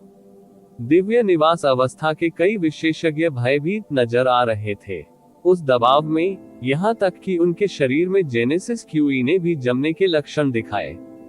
यदि आप मुख्य मंडप मास्टर के टोकन के लिए प्रतिस्पर्धा करने के लिए शीर्ष पर चढ़ना चाहते हैं, तो आपको पहले क्लाउड सीढ़ी पर चढ़ना होगा। ची जिंग ने अपना हाथ हवा में उठाया। एक प्राचीन घंटी पूरी दुनिया में गूंज उठी। उसकी उदासीन आवाज भी गूंज उठी, जिससे माहौल में उत्साह और हलचल पैदा हो गई। नियम निर्धारित कर दिए गए हैं। Pavilion masters add latest 8 audio books पर 108 CO केवल सीढ़ियां चढ़ो। मुखिया मंडप मास्टर लड़ाई अंततः शुरू हुई। ड्रैगन प्रिंस युआन अध्याय 875 क्लाउड सीढ़ी अध्याय 875 बादल सीढ़ी। जब ची जिंग की आवाज फीकी पड़ गई तो अनगिनत लोगों की नजरें अचानक 4 मंडपों के सामने मौजूद 4 भव्य आकृतियों पर टिक गईं। माहौल गुलजार था और हर कोई जानता था कि जिस अच्छे शो का वे वर्षों से इंतजार कर रहे थे वह आखिरकार शुरू होने वाला है। झपट्टा मारना। अनगिनत निगाहों के नीचे 4 आकृतियां लगभग एक ही समय में बाहर निकली, सीधे सफेद जेड जैसी सीढ़ी की ओर तेजी से बढ़ी। आप ऑडियो बुक्स 108 देख रहे हैं। धोखेबाजों से सावधान रहें। चारों लोग अभी बादल की सीढ़ी तक ही पहुंचे थे कि उन्हें चारों ओर से एक अत्यंत भयानक दबाव अपनी ओर फैलता हुआ महसूस हुआ। ऐसा महसूस हो रहा था मानो वे समुद्र की गहराई में स्थित हों। दबाव के स्तर पर स्तर थे। उस तरह के जबरदस्त दबाव में वे चारों अचानक सीढ़ी पर गिर गए और ऊपर छलांग लगाने में असमर्थ हो गए। कितना शक्तिशाली दबाव! झो युआन की आंखें सिकुड़ गईं। इस दबाव में ऐसा लग रहा था मानो वह अपनी पीठ पर पहाड़ लाद रहा हो और आगे नहीं बढ़ पा रहा हो। इसके अलावा बादल की सीढ़ी अविश्वसनीय रूप से लंबी थी। ये वास्तव में ऊपर चढ़ने की उसकी क्षमता की परीक्षा थी, लेकिन वह अधीरता से सीढ़ी पर नहीं चढ़े और उन्होंने पहले खुद को ढालने के लिए दबाव को अपने ऊपर हावी होने दिया।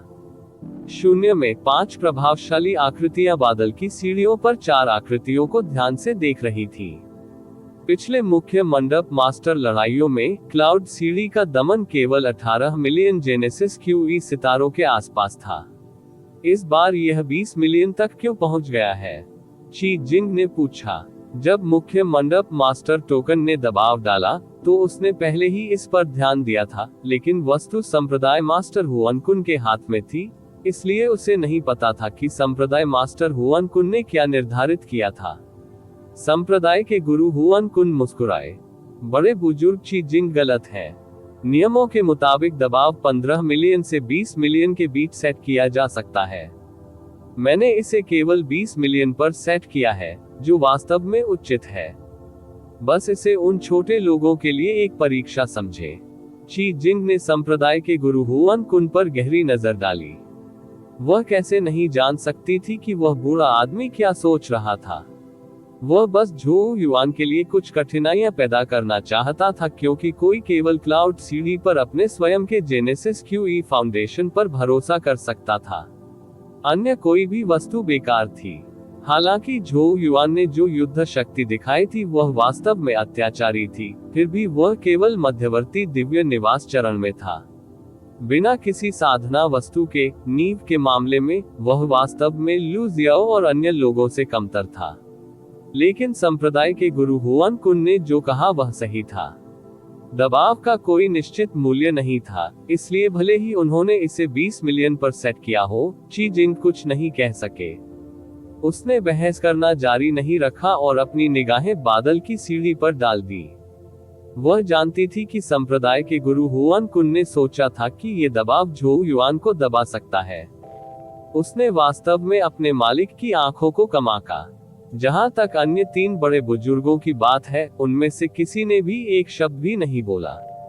वर्तमान त्यानयुवान यूटोपिया का प्रबंधन ची जिंग और संप्रदाय के गुरु हुआनकुन द्वारा किया जाता था और वे इसमें शामिल होने के लिए बहुत व्यस्त थे। इस समय वहां अनगिनत लोग भी थे जो चारों आकृतियों को निहार रहे थे। वे उत्साहपूर्वक एक दूसरे से विषयों पर चर्चा कर रहे थे। ऐसा कहा जाता है कि इस सीढ़ी पर चढ़ने के लिए किसी को अपनी जेनेसिस क्यूई फाउंडेशन पर निर्भर रहना पड़ता है और कोई अन्य विदेशी वस्तुओं का उपयोग नहीं कर सकता है। यदि आपकी नींव पर्याप्त मजबूत नहीं है तो क्लाउड सीढ़ी पर एक कदम आगे बढ़ना मुश्किल होगा। मुझे लगता है कि जेनेसिस क्यूई दबाव का स्तर पहले से अधिक मजबूत है। ये वास्तव में अधिक मजबूत है। ऐसा लगता है कि इसे झेलने के लिए किसी के पास कम से कम 20 मिलियन सितारों की नींव होनी चाहिए।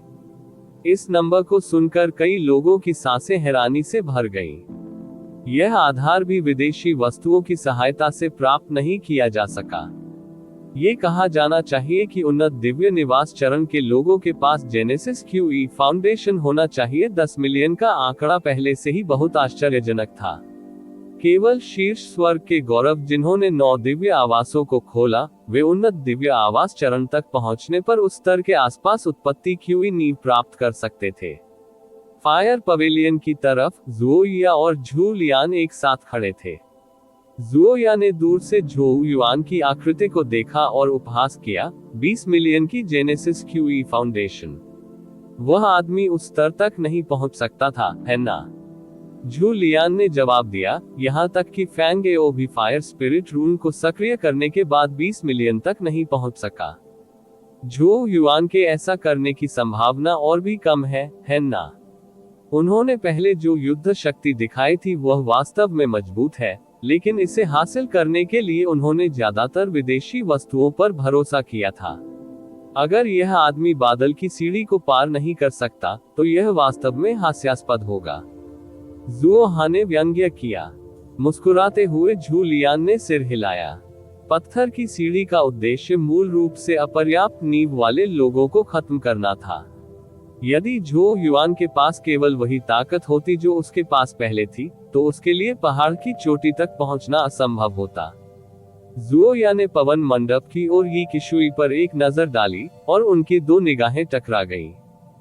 जुओया के लाल होठों के कोने एक स्पष्ट उपहासपूर्ण मुस्कान में मुड़े हुए थे, और उसने मुंह से कहा, यी किशुई, अपने 10,000 मूल सिक्के तैयार करो। हालांकि यी किशुई ने बस उसकी ओर ठंडी नजर से देखा और अब उस पर कोई ध्यान नहीं दिया। क्या इन लोगों को लगता है कि यह अभी भी 1 महीने पहले जैसा ही है? लू जियाओ शुरू हो रहा है। विस्मयादिबोधक अचानक गूंज उठे, क्योंकि समायोजन के एक क्षण के बाद लू जियाओ ने अपने पैर पटक दिए और तेजी से सीढ़ी पर चढ़ गया जैसे कि उड़ रहा हो। इसके अलावा उनकी अभिव्यक्ति शांत और तनाव मुक्त थी। जब अनगिनत लोगों ने उसे चढ़ते देखा तो आश्चर्यचकित हुए बिना नहीं रह सके। वह वास्तव में तियानयुआन क्षेत्र की युवा पीढ़ी के नेता कहलाने के योग्य थे। तथ्य यह है कि वह इस दबाव में शांति से आगे बढ़ने और नेतृत्व करने में सक्षम था, जिससे पता चला कि उसकी जेनेसिस क्यूई फाउंडेशन कम से कम 20 मिलियन तक पहुंच गई थी। लू जियाओ के चले जाने के बाद हान युआन और म्यू लियू भी सीढ़ी पर चढ़ गए। वे लू जियाओ की तरह इत्मीनान से नहीं थे, लेकिन फिर भी वे समय समय पर थोड़ा रुकने के बाद तेजी से आगे बढ़ने में सक्षम थे। फायर पवेलियन, माउंटेन पवेलियन और फॉरेस्ट पवेलियन के पवेलियन मास्टर्स ने पहाड़ की चोटी तक जाने वाली क्लाउड सीढ़ी पर चढ़ना शुरू कर दिया था। झो युआन एकमात्र ऐसा व्यक्ति था जो स्थानांतरित नहीं हुआ था। क्या विंड पवेलियन का काला घोड़ा आखिरकार अपनी रस्सी के अंत में था? अनगिनत आशापूर्ण, उपहास्यपूर्ण और दयनीय निगाहों के बीच झो युआन अंततः चला गया। उसने अपना सिर उठाया और उत्सुकता से सीढ़ी का अध्ययन किया। मैं विंड स्पिरिट रून या किसी अन्य वस्तु का उपयोग नहीं कर सकता। अनुकूलन की पिछली अवधि के दौरान वह पहले से ही जानता था कि यदि वह बादलों की सीढ़ी के शीर्ष पर चढ़ना चाहता है, तो उसे व्यापक दबाव का मुकाबला करने के लिए अपने स्वयं के जेनेसिस क्यूई फाउंडेशन पर निर्भर रहना होगा। और जेनेसिस क्यूई फाउंडेशन में कम से कम 20 मिलियन जेनेसिस क्यूई सितारे होने चाहिए। झो युआन ने भावनात्मक रूप से आह भरी। यदि वह उन्नत दिव्य निवास चरण तक नहीं पहुंचा होता, तो वह वास्तव में बादल सीढ़ी से आगे बढ़ने में सक्षम नहीं होता। लेकिन अब ये दौर उनके लिए कोई समस्या नहीं था। इस प्रकार झो युआन के शरीर के भीतर उत्पत्ति क्यूई उसके शरीर के चारों ओर स्पंदित हुई, और एक शक्तिशाली शक्ति फूट पड़ी। उसने अपने पैर उठाए और कदम दर कदम सीढ़ी पर चढ़ गया। उनके इस कदम ने अनगिनत ध्यान आकर्षित किया। हाँ, एक समय में एक कदम। क्या वह कछुआ है?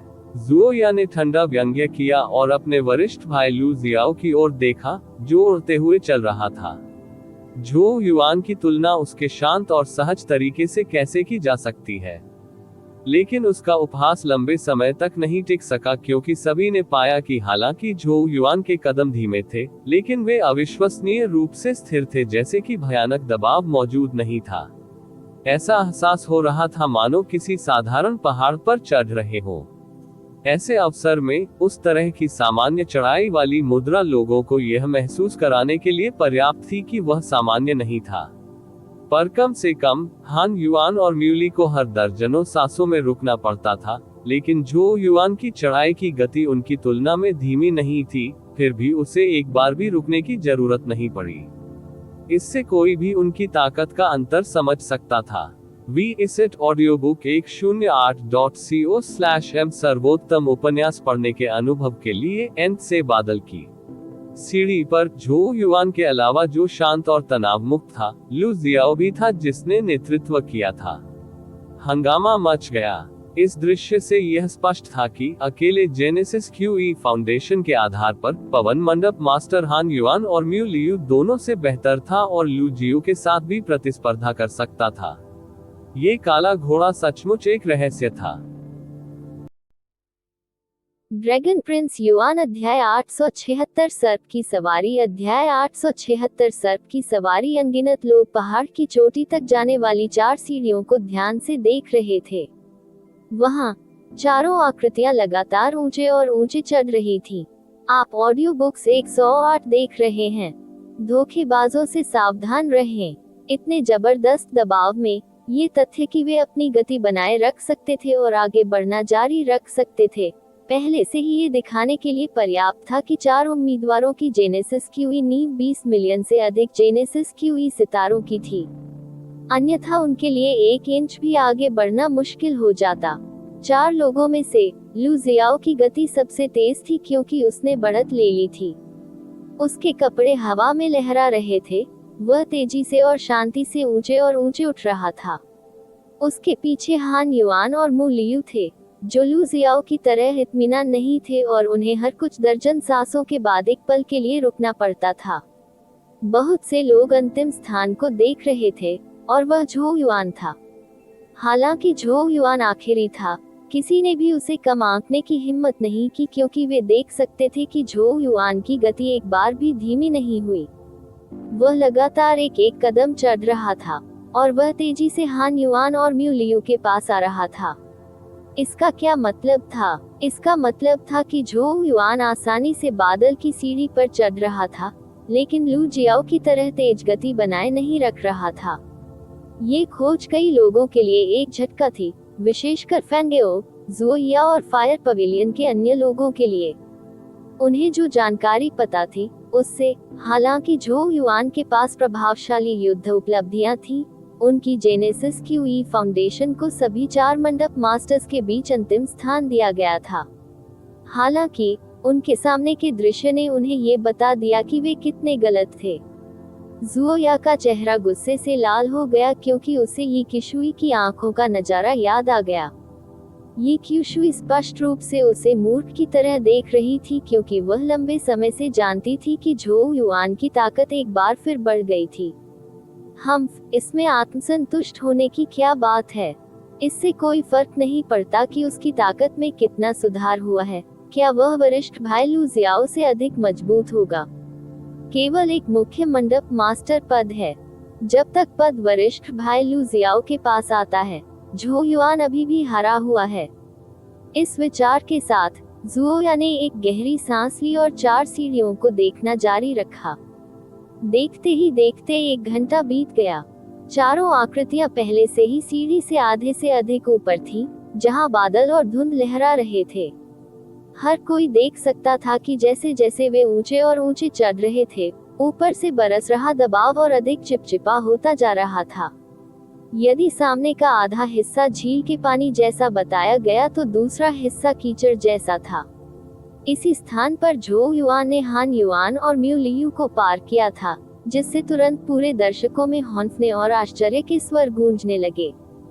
सबसे कम पसंदीदा पवेलियन मास्टर, पवन पवेलियन मास्टर, ने वास्तव में पकड़ लिया था। उसी समय हान युआन और म्यू लियू के भाव भी बदल गए जब उन्हें लगा कि वह उनसे आगे निकल गया है। जाहिर तौर पर उन्हें उम्मीद नहीं थी कि केवल 1 महीने तक झो युआन को न देखने के बाद वह उनके स्तर तक पहुंच जाएगा। अब जबकि अनगिनत लोग देख रहे थे, अंतिम स्थान पर गिरना वाकई शर्मनाक होगा। इसलिए दोनों में से प्रत्येक ने गहरी सांस ली। उनके शरीर के भीतर जेनेसिस क्यूई तेजी से बढ़ी। उनके पीछे 3 दिव्य निवास प्रभामंडल दिखाई दिए और उनकी चढ़ाई की गति तेजी से तेज हो गई। लू जियाओ को भी इसी तरह एहसास हुआ कि क्या हो रहा है। जब उसे एहसास हुआ कि उसके पीछे झो युआन था, तो उसकी आंखें सिकुड़ गईं, लेकिन वह बहुत जल्दी ठीक हो गया। हल्के से झटके के साथ उसके पीछे 3 चमकदार दिव्य आवास उभरे। उसकी गति भी आसमान छूने लगी। आप सभी अपनी पूरी ताकत लगा रहे हैं। झो युआन ने अन्य तीनों की गतिविधियों पर भी ध्यान दिया। वह जानता था कि क्लाउड लैडर राउंड का दूसरा भाग तय करेगा कि कौन सबसे मजबूत है और कौन सबसे कमजोर है। तो एक विचार के साथ उसका दिव्य निवास कंपन हुआ और जेनेसिस क्यूई उसके शरीर से बाहर निकल गया और उसके पीछे 3 अराजक रंग के दिव्य निवास प्रभामंडल में बदल गया। उसने एक कदम बढ़ाया और सीधे दर्जनों कदम आगे नजर आया। सभी 4 आकृतियां अब सीढ़ी पर अपनी सारी शक्ति का उपयोग कर रही थी। उनकी गति जबरदस्त रूप से बढ़ रही थी। बाहरी दुनिया में अनगिनत लोग उत्साह से गूंज रहे थे और एक के बाद एक जयकारें गूंज रही थी। शून्य में इस दृश्य को देखकर म्यूनी, बाय ये और बयान चांग सभी ने आश्चर्य के संकेत के साथ झो युआन के पीछे अराजक प्रभामंडल पर अपनी नजरें गड़ा दी। संस्करण 9 ऊपरी दिव्य निवास। संप्रदाय के गुरु हुआन कुन मुस्कुराए। मुझे नहीं पता कि बड़े बुजुर्ग ची जिंग को ऐसा व्यक्ति कहां से मिला, लेकिन उसकी नींव को देखते हुए उसे एक साधारण व्यक्ति नहीं होना चाहिए। मैंने पहले बड़ी बुजुर्ग ची जिंग को याद दिलाया है, लेकिन उसे कोई परवाह नहीं है। संप्रदाय गुरु हुआन कुन, आपको पहले से ही लगता है कि आपकी योजना विफल होने वाली है, इसलिए आप पहले से ही शिकायत कर रहे हैं। ची जिंग ने उदासीनता से जवाब दिया। नए उपन्यास अध्याय ऑडियो बुक 108 COM पर पब्लिश किए गए हैं। संप्रदाय के गुरु हुआन कुन ने हंसते हुए कहा, लुजियाओ अग्रणी है और उसकी नींव अन्य 3 की तुलना में कहीं बेहतर है। आप कैसे कह सकते हैं कि मेरी योजना विफल हो गई है? दोनों को बहस करते देख कबीले के बुजुर्ग म्यूनी ने धीमी आवाज में कहा, बादल की सीढ़ी केवल अपर्याप्त नींव वाले लोगों को खत्म करने के लिए है। यहाँ जीत या हार ज्यादा मायने नहीं रखती। बहस करने की कोई जरूरत नहीं है। ची जिंग और संप्रदाय के गुरु हुआन कुन दोनों शांत हो गए, लेकिन वे फिर भी एक दूसरे को देखते रहे। काफी देर बाद ही उन्होंने अपना ध्यान वापस सीढ़ियों पर केंद्रित किया। चारों आकृतियां बादल की सीढ़ी पर चढ़ती रहीं। उनकी शक्तिशाली जेनेसिस क्यूई लगातार शून्य को कांपती रही। म्यूलियू और हान युआन लगभग एक ही स्थान पर थे। म्यूलियू के शरीर के चारों ओर निरंतर प्राचीन जंगल की छायाएं धुंधली दिखाई दी। ये संकेत था कि उसकी जेनेसिस क्यूई अपने चरम पर सक्रिय हो गई थी। जहां तक हान युआन की बात है, जेट ब्लैक जेनेसिस क्यूई उसके शरीर के चारों ओर घूम रही थी, जैसे कि एक महान दानव पैदा हो रहा हो। दोनों अपनी पूरी ताकत के साथ आगे बढ़ते रहे। झो युआन को पकड़ने की कोशिश की, लेकिन उन्हें जल्द ही पता चला कि इस तरह के पीछा करने से उनके बीच की दूरी बढ़ गई। झो युआन की गति आश्चर्यजनक स्तर तक बढ़ गई थी और वह उन्हें हिला रहा था। इस दृश्य ने निस्संदेह माहौल को एक नए चरमोत्कर्ष पर पहुंचा दिया। झो युआन की महत्वाकांक्षा छोटी नहीं थी। उसने न केवल म्यू लियू और हान युआन को पीछे छोड़ दिया, बल्कि ऐसा लग रहा था कि वह सबसे मजबूत लू जियाओ को भी पकड़ने की योजना बना रहा है। यदि लू जियाओ को पछाड़ दिया गया, तो यह वास्तव में बहुत मजेदार होगा। लू जियाओ, जिसने भी स्थिति पर ध्यान दिया, मदद नहीं कर सका, लेकिन तुरंत उसके दिल में खर्राटे आने लगा। झो युआन वास्तव में घमंडी है। उसने न केवल म्यू लियू और हान युआन को पछाड़ दिया, बल्कि वह मुझे अपने लक्ष्य के रूप में भी इस्तेमाल करना चाहता है। लू जियाओ ने अपनी आस्तीनें झटक दी, जिससे उसके आसपास का क्षेत्र बैंगनी जेनेसिस क्यूई से भर गया। बैंगनी रंग अत्यंत शुद्ध था, जैसे बैंगनी क्यूई तब बनती है जब यिन और यांग स्वर्ग और पृथ्वी के बीच मिलते हैं। यह एक संकेत था कि उसने अपनी जेनेसिस क्यूई को उसके चरम पर सक्रिय कर दिया था। बैंगनी क्यूई लू जियाओ के पैरों के चारों ओर लिपटी हुई थी, बैंगनी बादलों की तरह, और तेजी से लू जियो को लेकर ऊपर चढ़ गई। कुछ ही सांसों में उसने झो युआन को हिलाकर रख दिया था। इस दृश्य ने बाहरी दुनिया से कुछ करुण आहें निकाली। झो युआन इस दृश्य से निराश नहीं था। इसके बजाय उसकी आंखें उत्सुकता से भर गईं। वह जानता था कि मुख्य मंडप मास्टर लड़ाई में विजेता और हारने वाले का फैसला उसके और लू जियाओ के बीच होना था। उस स्थिति में जल्दी शुरुआत क्यों न करें? वह जानता था कि अगर वे जेनेसिस क्यूई की तुलना करेंगे तो लू जियाओ वास्तव में उससे अधिक मजबूत होगा। इसके अलावा बैंगनी जेनेसिस क्यूई की शुद्धता को देखते हुए उन्होंने जिस जेनेसिस क्यूई की खेती की वह कम से कम ग्रेड 7 का शिखर होना चाहिए। झोउ युआन का विश्व वशीकरण स्वर्गीय सर्प क्यूई भी ग्रेड 7 था, लेकिन अत्याचारी शक्ति के आधार पर उसे विश्वास था कि वह ग्रेड -8 जेनेसिस क्यूई के साथ प्रतिस्पर्धा कर सकता है।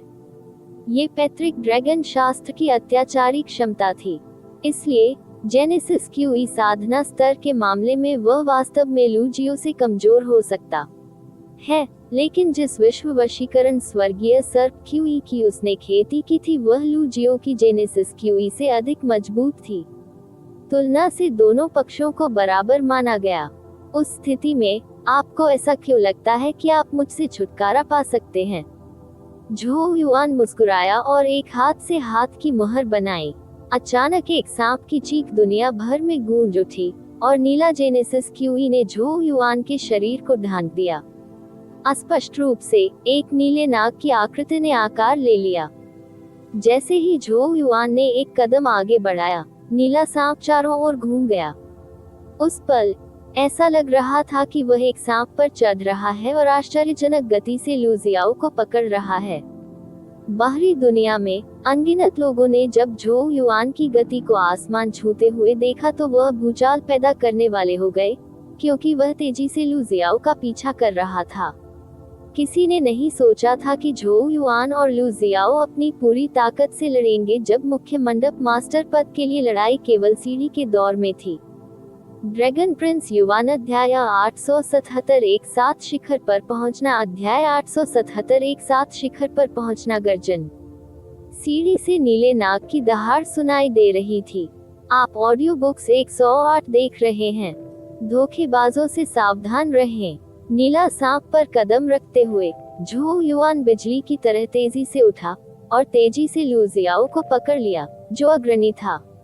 दूसरी ओर लू जियाओ पूरी तरह से बैंगनी क्यूई में डूबा हुआ था। छाया उसके पैरों के नीचे टिमटिमा रही थी।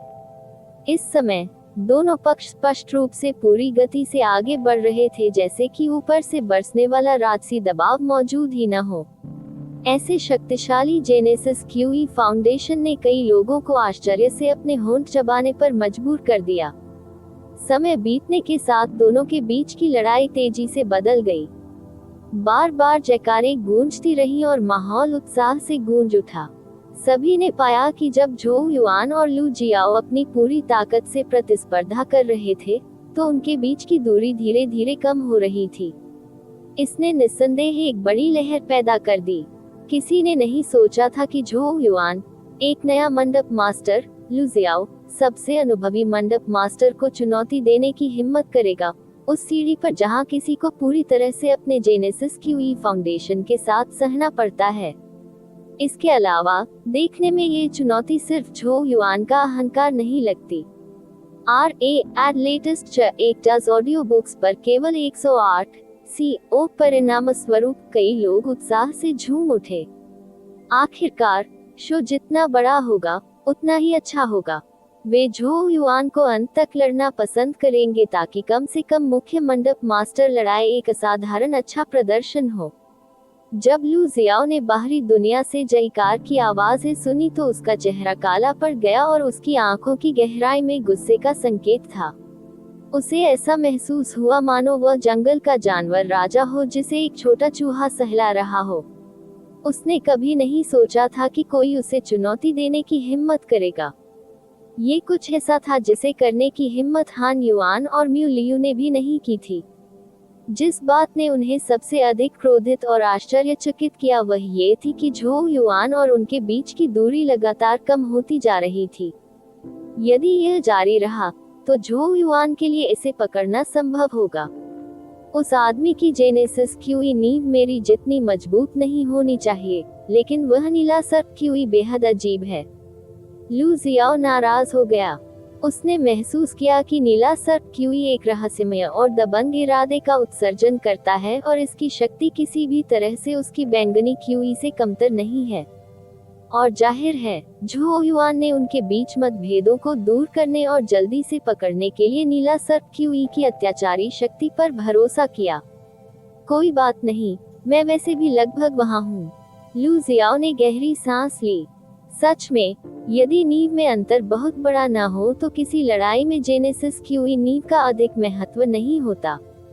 लड़ाई का परिणाम अन्य साधनों और कौशलों पर निर्भर करेगा, और लू जियाओ को स्वाभाविक रूप से अपने अन्य साधनों पर बहुत भरोसा था।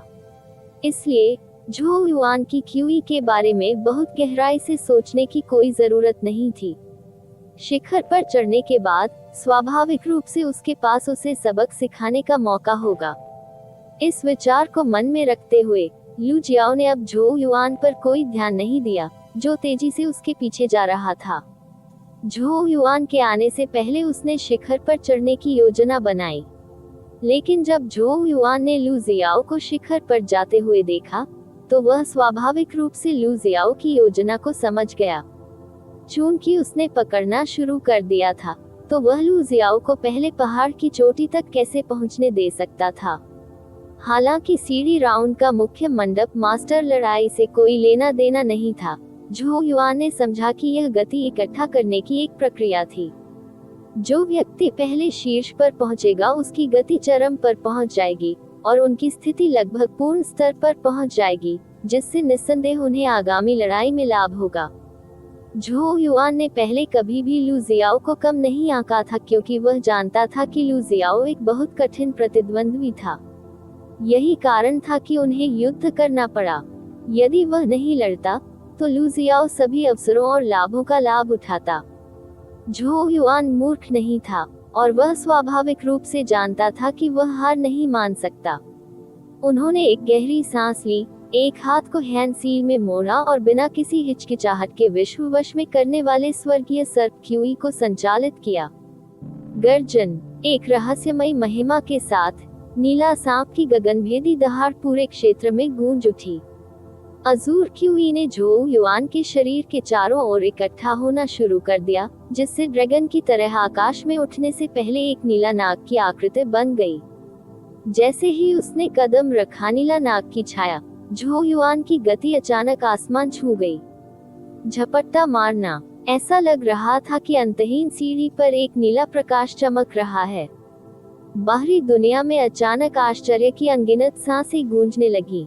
सामान्य समय में ऐसी गति असाधारण रूप से आश्चर्यजनक थी, कहने की जरूरत नहीं। क्या यह इतने शक्तिशाली दबाव में नहीं थी?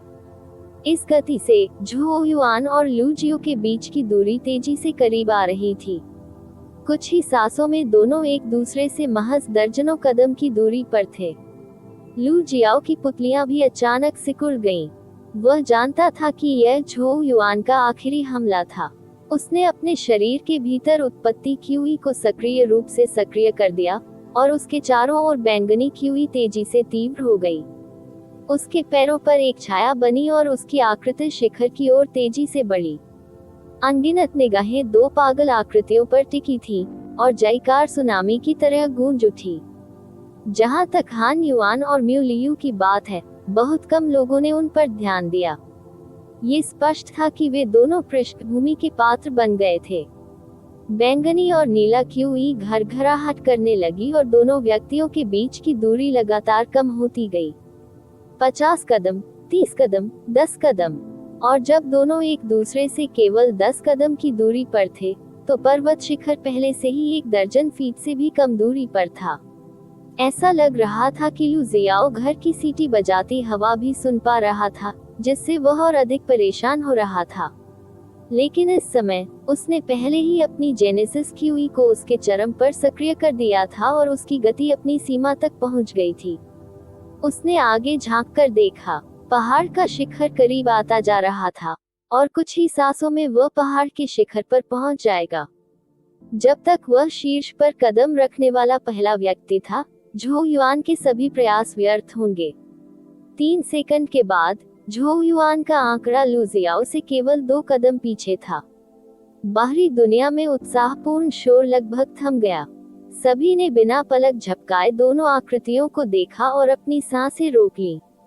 किसी ने नहीं सोचा था कि सीढ़ी पर सबसे पहले चढ़ने की प्रतियोगिता इतनी रोमांचक होगी। एक और सेकंड के बाद लू जियाओ बाहर निकला और आखिरकार सीढ़ी के आखिरी चरण पर पहुंच गया। उस पल में लू जियाओ के शरीर के चारों ओर स्पंदन करने वाली बैंगनी क्यूई खत्म हो गई और उसका तनावग्रस्त शरीर शिथिल हो गया, लेकिन उसने पाया कि उसकी पीठ ठंडे पसीने से भीगी हुई थी। वह तुरंत नाराज हो गया। उसे ऐसी शर्मनाक स्थिति के लिए कैसे मजबूर किया जा सकता है। सौभाग्य से वह पहले शिखर पर चढ़ गया था, है ना?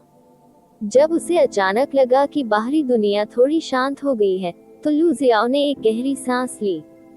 उसकी भौहें हल्की सी सिकुड़ गईं और उसके दिल में एक बेचैनी सी जाग उठी। शून्य में पांचों बड़े बुजुर्ग भी ये दृश्य देख रहे थे। फिर उन्होंने अपनी निगाहें पीछे हटा लीं। उनकी क्षमता को देखते हुए उन्हें स्वाभाविक रूप से उस क्षण के दौरान परिणाम पता था। संप्रदाय के गुरु हुआन कुन का चेहरा पानी की तरह ठंडा था, जबकि ची जिन की अभिव्यक्ति शांत थी। दोनों ने एक शब्द भी नहीं कहा, इसलिए कबीले की बुजुर्ग मुनी ने भीड़ में अपनी नजरें दौड़ाईं और एक धीमी आवाज सुनाई दी। इस दौर में लू जियाओ और झो युआन एक ही समय में शीर्ष पर पहुंचे। भूचाल मचा देने वाला हंगामा मच गया। अनगिनत लोग आश्चर्य से हौंसने के अलावा कुछ नहीं कर सके। हालांकि लैडर राउंड के दौरान हमला करने का कोई इरादा नहीं था, फिर भी यह एक अविश्वसनीय रूप से रोमांचक प्रतियोगिता थी।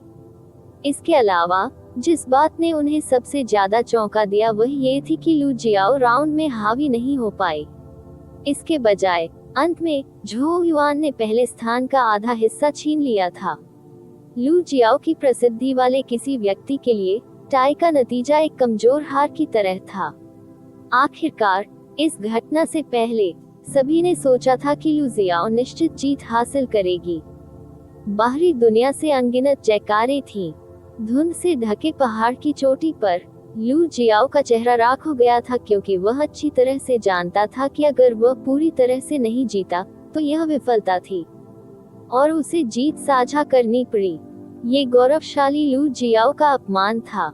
उसे झो युआन के साथ गौरव साझा करना पड़ा, जिस पर उसने पहले एक बार भी नजर डालने की जहमत नहीं उठाई थी। झो युआन के पास क्या योग्यता थी? वह झो युआन। लू जियाओ ने दांत पीसकर फुसफुसाहट की, लेकिन अंत में उसने अपने दिल में क्रोध को शांत कर लिया, क्योंकि वह जानता था कि मुख्य मंडप मास्टर लड़ाई अभी शुरू हुई थी और अगर वह इस असफलता को धोना चाहता है तो ये बहुत आसान है। जब तक उन्होंने मुख्य मंडप मास्टर का पद जीता, सारी महिमा फिर से उन्हीं पर आ टिकी। इस बार वह झो युआन को ये समझाने जा रहा था कि दिव्य निवास चरण का सबसे मजबूत व्यक्ति कौन है। तियानेवान क्षेत्र था। ड्रैगन प्रिंस युआन अध्याय 878 दूसरा दौर अध्याय 878 दूसरा दौर। पर्वत के चारों ओर आश्चर्य के अनगिनत उद्गार गूंजते रहे। आप ऑडियो बुक्स 108 देख रहे हैं। धोखेबाजों से सावधान रहें। दो लोगों झो युआन और लू जियाओ को एक साथ शिखर पर पहुंचते देखना स्पष्ट रूप से एक अत्यंत दुर्लभ दृश्य था। अनगिनत विस्मयादिबोधक बड़े पैमाने पर झो युआन पर निर्देशित थे। आखिरकार बाहरी दुनिया ने लू जियाओ को पकड़ने के लिए झो युआन के प्रभावशाली तरीके को स्पष्ट रूप से देखा था। प्रतियोगिता को देखते हुए हेवनली सन स्टेज के विशेषज्ञ और नेसेंट सोर स्टेज के विशेषज्ञ भी क्लाउड लैडर पर झो युआन के प्रदर्शन से थोड़ा आश्चर्यचकित हुए। आखिरकार उनके प्रतिद्वंद्वी प्रसिद्ध लू जियाओ थे। हालांकि पवन मंडप ने पहले झो युआन के नेतृत्व के कारण बढ़ने के संकेत दिखाए थे, प्रसिद्धि और ताकत के मामले में झो युआन अभी भी लू जियाओ से कमतर था। इसलिए लगभग सभी ने सोचा कि पवन मंडप का मंडप मास्टर मुख्य मंडप मास्टर लड़ाई में हार जाएगा। लेकिन अप्रत्याशित रूप से काला घोड़ा अभी भी पहले की तरह ही भयंकर था और उसने लू जियाओ के सामने भी नर्म होने से इनकार कर दिया। इसके बाद अनगिनत लोगों ने झो युआन के बारे में बहुत अधिक सोचा। क्लाउड लैडर पर प्रदर्शन के आधार पर विंड पवेलियन के पवेलियन मास्टर में वास्तव में मुख्य पवेलियन मास्टर के पद के लिए लू जियाओ के खिलाफ प्रतिस्पर्धा करने की क्षमता थी। पवन मंडप की ओर हर कोई उत्साह से जयकार कर रहा था। यहाँ तक कि ई किशुई और ये बिंगलिंग ने भी अपने चेहरे पर आश्चर्य के भाव प्रकट किए। जाहिर तौर पर वे इस बात से रोमांचित थे कि झोउ युआन लू जियाओ को पकड़ने और उसी समय शिखर पर पहुंचने में कामयाब रहा था।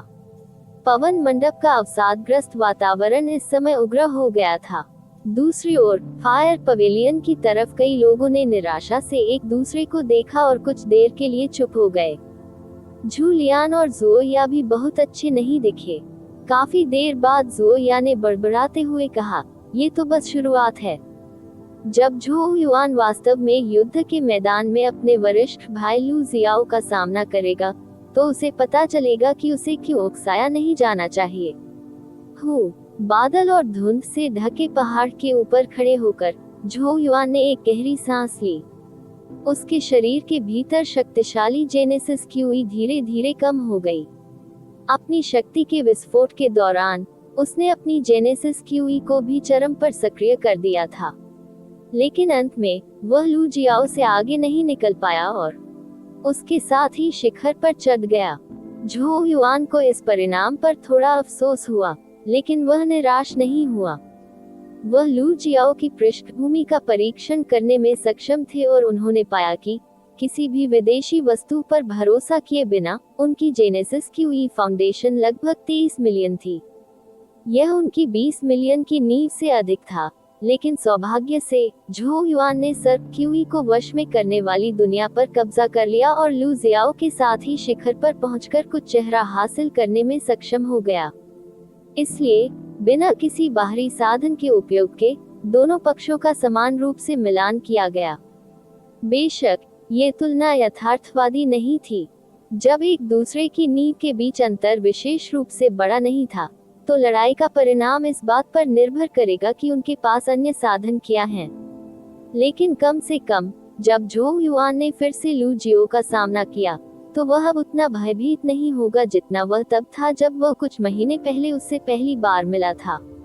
यही उसकी प्रगति थी, और प्रगति की यह गति उनके किसी भी शत्रु को थोड़ा भयभीत कर देगी। जब ये विचार झोउ युआन के दिमाग में मंथन कर रहे थे, समय तेजी से बीत गया और ब्रह्मांड की उत्पत्ति क्यूई अचानक स्पंदित होने लगी। पहाड़ की चोटी पर मुख्य मंडप मास्टर टोकन गुनगुना रहा था और शिखर के चारों ओर बादल घने हो गए थे। इस बदलाव को देखकर झोउ युआन को पता चल गया कि म्यू लियू और हान युआन भी पहाड़ की चोटी पर पहुंच गए हैं। मुख्य मंडप मास्टर लड़ाई का पहला दौर समाप्त हो गया था। उसके सामने कोहरा घना हो गया और अंततः उसकी आकृति को निगल गया, लेकिन वह घबराया नहीं। उसे महसूस हो रहा था कि आसपास की जगह में लहरें उठने लगी हैं, इसलिए उसने लापरवाही से आगे बढ़ने की हिम्मत नहीं की। कुछ देर चुपचाप इंतजार करने के बाद उसे कोहरा कम होता महसूस हुआ। ये युद्ध का मैदान है। झोउ युआन की आंखें चमक उठी। चूंकि स्थल ऐसी जगह में बदल गया है, इसलिए अगले दौर में मुख्य मंडप मास्टर लड़ाई का मुख्य आकर्षण होना चाहिए। ची जिन की स्पष्ट आवाज शून्य से निकली। मुख्य मंडप मास्टर लड़ाई का दूसरा दौर 4 की लड़ाई मंडप। क्योंकि फायर पवेलियन मास्टर लू जियाओ और wind pavilion master Zhou yuan एक ही समय में शिखर पर पहुंचे, दोनों को पहले दौर में अलग कर दिया जाएगा और बेतरतीब ढंग से एक और प्रतिद्वंद्वी सौंपा जाएगा। फायर पवेलियन की तरफ ज़ोया ने अपने होंठ मोड़े। वह लड़का भाग्यशाली है। यदि पहले दौर में उसका सामना वरिष्ठ भाई लू जियाओ से होता, तो उसे तुरंत बाहर भेज दिया जाता और विंड पवेलियन के लोग अब अहंकारी व्यवहार नहीं कर पाएंगे। जैसे ही वह सफेद जेड स्क्वायर पर खड़ा हुआ, झोउ युआन की आंखें चमक उठी। उन्होंने पहले दौर में लू जियाओ से परहेज किया। यदि उसे बेतरतीब ढंग से एक और प्रतिद्वंद्वी सौंपा गया था, तो या तो म्यू लियू या हान युआन होना चाहिए, है ना? मुझे आशा है कि यह म्यू लियू नहीं है। आखिरकार हम दोस्त माने जाते हैं। ये सबसे अच्छा होगा यदि यह हान युआन होता। यह आदमी हमेशा लू जियाओ का पीछा कर रहा है और विंड पवेलियन के लिए परेशानी पैदा कर रहा है। वह अंधेरे में छिपे विषैले सांप के समान है।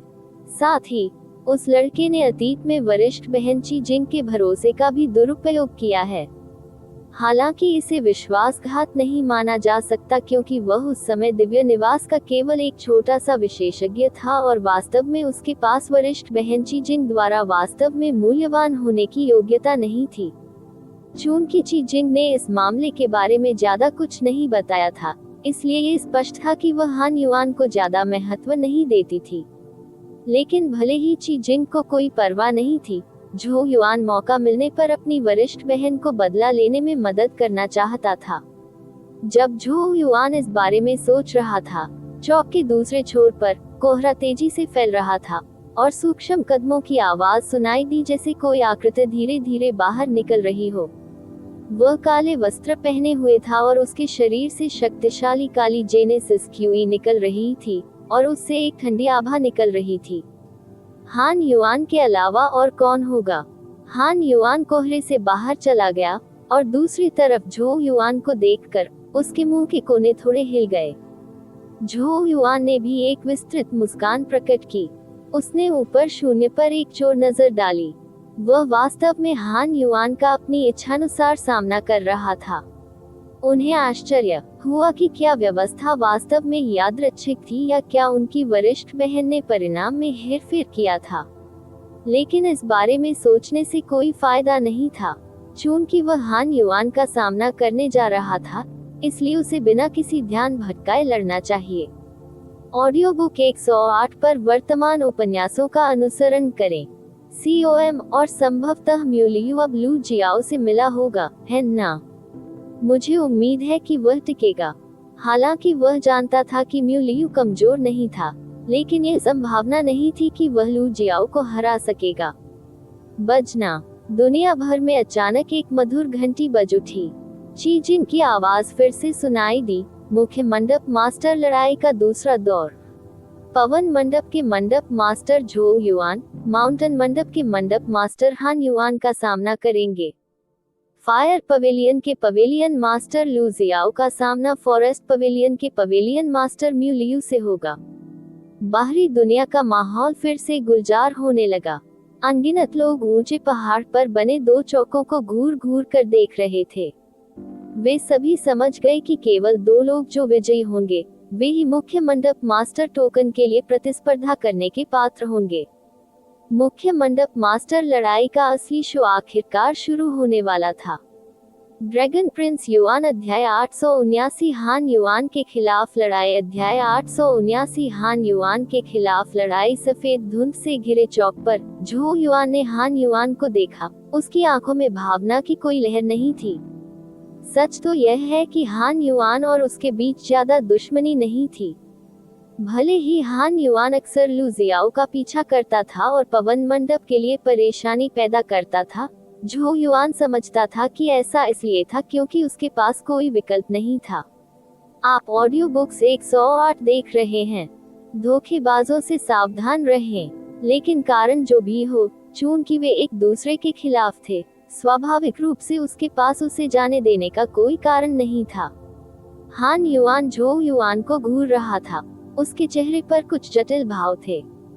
कुछ महीने पहले मैंने सोचा था कि एक निष्क्रिय मंडप मास्टर पवन मंडप में शामिल हो गया था, लेकिन मुझे उम्मीद नहीं थी कि वह इसके बजाय एक भयंकर बाघ बन जाएगा। जब झो युआन पहली बार विंड पवेलियन में आए और पवेलियन मास्टर की भूमिका निभाई, तो हान युआन ने स्पष्ट रूप से उस पर ज्यादा ध्यान नहीं दिया। उस समय झो युआन की ताकत उनकी प्रशंसा के लायक नहीं थी, लेकिन किसने सोचा होगा कि आधे साल की छोटी अवधि में झो युआन न केवल विंड पवेलियन के पवेलियन मास्टर के रूप में स्थिर रूप से बैठेगा, बल्कि विंड का नेतृत्व भी करेगा। शक्ति और प्रसिद्धि में वृद्धि का मंडप। झो युआन ने जो ताकत दिखाई थी वह पहले से ही लू जियाओ के साथ प्रतिस्पर्धा करने के लिए पर्याप्त योग्य थी। बड़े बुजुर्ग ची जिंग की आंखें वाकई बहुत अच्छी हैं, हान युआन ने बुदबुदाया। झो युआन ने शांति से कहा। उस समय पवेलियन मास्टर हान युआन का दूसरी टीम में शामिल होना वास्तव में नासमझी थी। उनके विचार में हान युआन के लिए विंड पवेलियन को छोड़ना और माउंटेन पवेलियन में इसके पवेलियन मास्टर के रूप में शामिल होना अविश्वसनीय रूप से मूर्खतापूर्ण था, क्योंकि ची जिंग के लिए एक दिव्य निवास विशेषज्ञ या पवेलियन मास्टर विशेष रूप से महत्वपूर्ण नहीं था। लेकिन इससे कोई फर्क नहीं पड़ता, इससे बड़े बुजुर्ग को गुस्सा आएगा, जो लंबे समय में उनके लिए नुकसानदेह होगा। जब तक वह भविष्य में नवजात स्रोत चरण तक नहीं पहुंच जाता और उसके पास या युवान क्षेत्र में बोलने की शक्ति नहीं होती, कोई भी उनके और चीजिंग के बीच उसके लिए गलत भावना को गहरा करने के लिए तैयार नहीं होगा। हान युआन ने हंसते हुए कहा, मैं बस एक छोटा सा कृषक था, जिसकी कोई पृष्ठभूमि नहीं थी और कोई प्रशिक्षण संसाधन नहीं था। आज मैं जिस मुकाम पर हूँ वहाँ तक पहुँचने के लिए मुझे लड़ाई, छीना झपटी और गुप्त तरीकों पर निर्भर रहना पड़ा। क्या आपको लगता है कि प्रोफाउंड क्रिस्टल कबीले और बड़े बुजुर्ग चीजिंग के बीच फंसने पर मैं जो चाहूँ वह कर सकता हूँ? उस समय लेडी चीजिंग को केवल बड़े बुजुर्ग के रूप में नियुक्त किया गया था और उनकी शक्ति अभी भी कमजोर थी। अगर मैंने अपने बारे में नहीं सोचा होता, तो शायद मैं एक निश्चित मिशन में मारा गया होता। उसकी मुस्कुराहट में कड़वाहट और कमजोरी का आभास था। कोई भी अपने बड़े बुजुर्ग को नाराज नहीं करना चाहेगा। वह वर्तमान में अभी भी उपयोगी था, लेकिन अगर प्रोफाउंड क्रिस्टल कबीले के पास भविष्य में उसके लिए कोई उपयोग नहीं था, तो शायद उसे चीजिंग के क्रोध को सहन करने के लिए बाहर निकाल दिया जाएगा। ये किसी का दुख नहीं था। झो युआन ने बात नहीं की। 5 बड़े बुजुर्गों की नजर में दिव्य निवास चरण को वास्तव में कुछ भी नहीं माना जाता था। यदि चीजिंग उसकी वरिष्ठ बहन नहीं होती, तो वह उस पर इतना ध्यान नहीं देती। और यदि उच्च अधिकारियों के बीच के खेल में पकड़ा गया, तो समर्थकों के बिना किसी को भी नुकसान उठाना तय था। यहाँ तक कि झो युआन भी लगभग स्वर्गीय आत्मा संप्रदाय के हॉल मास्टर शी गुआन की योजनाओं में फंस गया। यदि वह पर्याप्त सावधान नहीं होता या उसे अपनी वरिष्ठ बहन चीजिंग का समर्थन नहीं मिलता, तो शायद पवन मंडप का मंडप मास्टर पहले ही नष्ट हो गया होता। वह अभी अपनी प्रसिद्धि का आनंद कैसे उठा रहे होंगे, लेकिन भले ही उसकी हरकतें समझ में आती हों, फिर भी वे वैसे ही थे जैसे थे। झो युआन की आंखों को देखते हुए, जो धीरे धीरे तेज होती जा रही थी, हान युआन ने और कुछ नहीं कहा। उन्होंने पहले जो कहा वह अपनी गलती मानने या माफी मांगने के लिए नहीं था।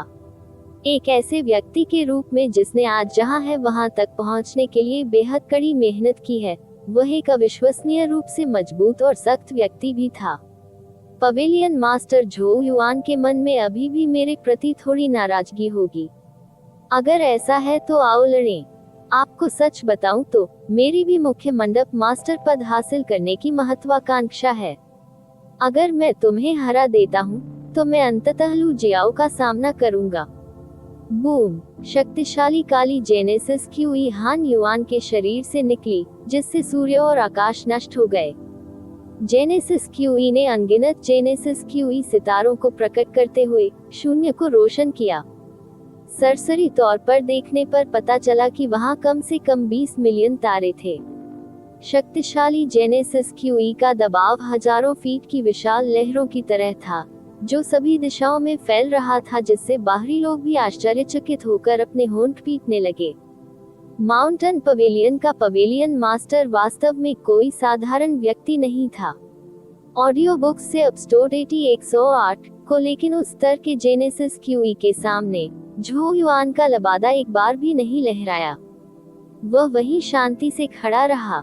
यदि वह उन्नत दिव्य निवास चरण में नहीं पहुंचा होता, तो उसे वास्तव में हान युआन जैसे प्रतिद्वंद्वी का सामना करने के लिए अपनी पूरी ताकत लगानी पड़ती।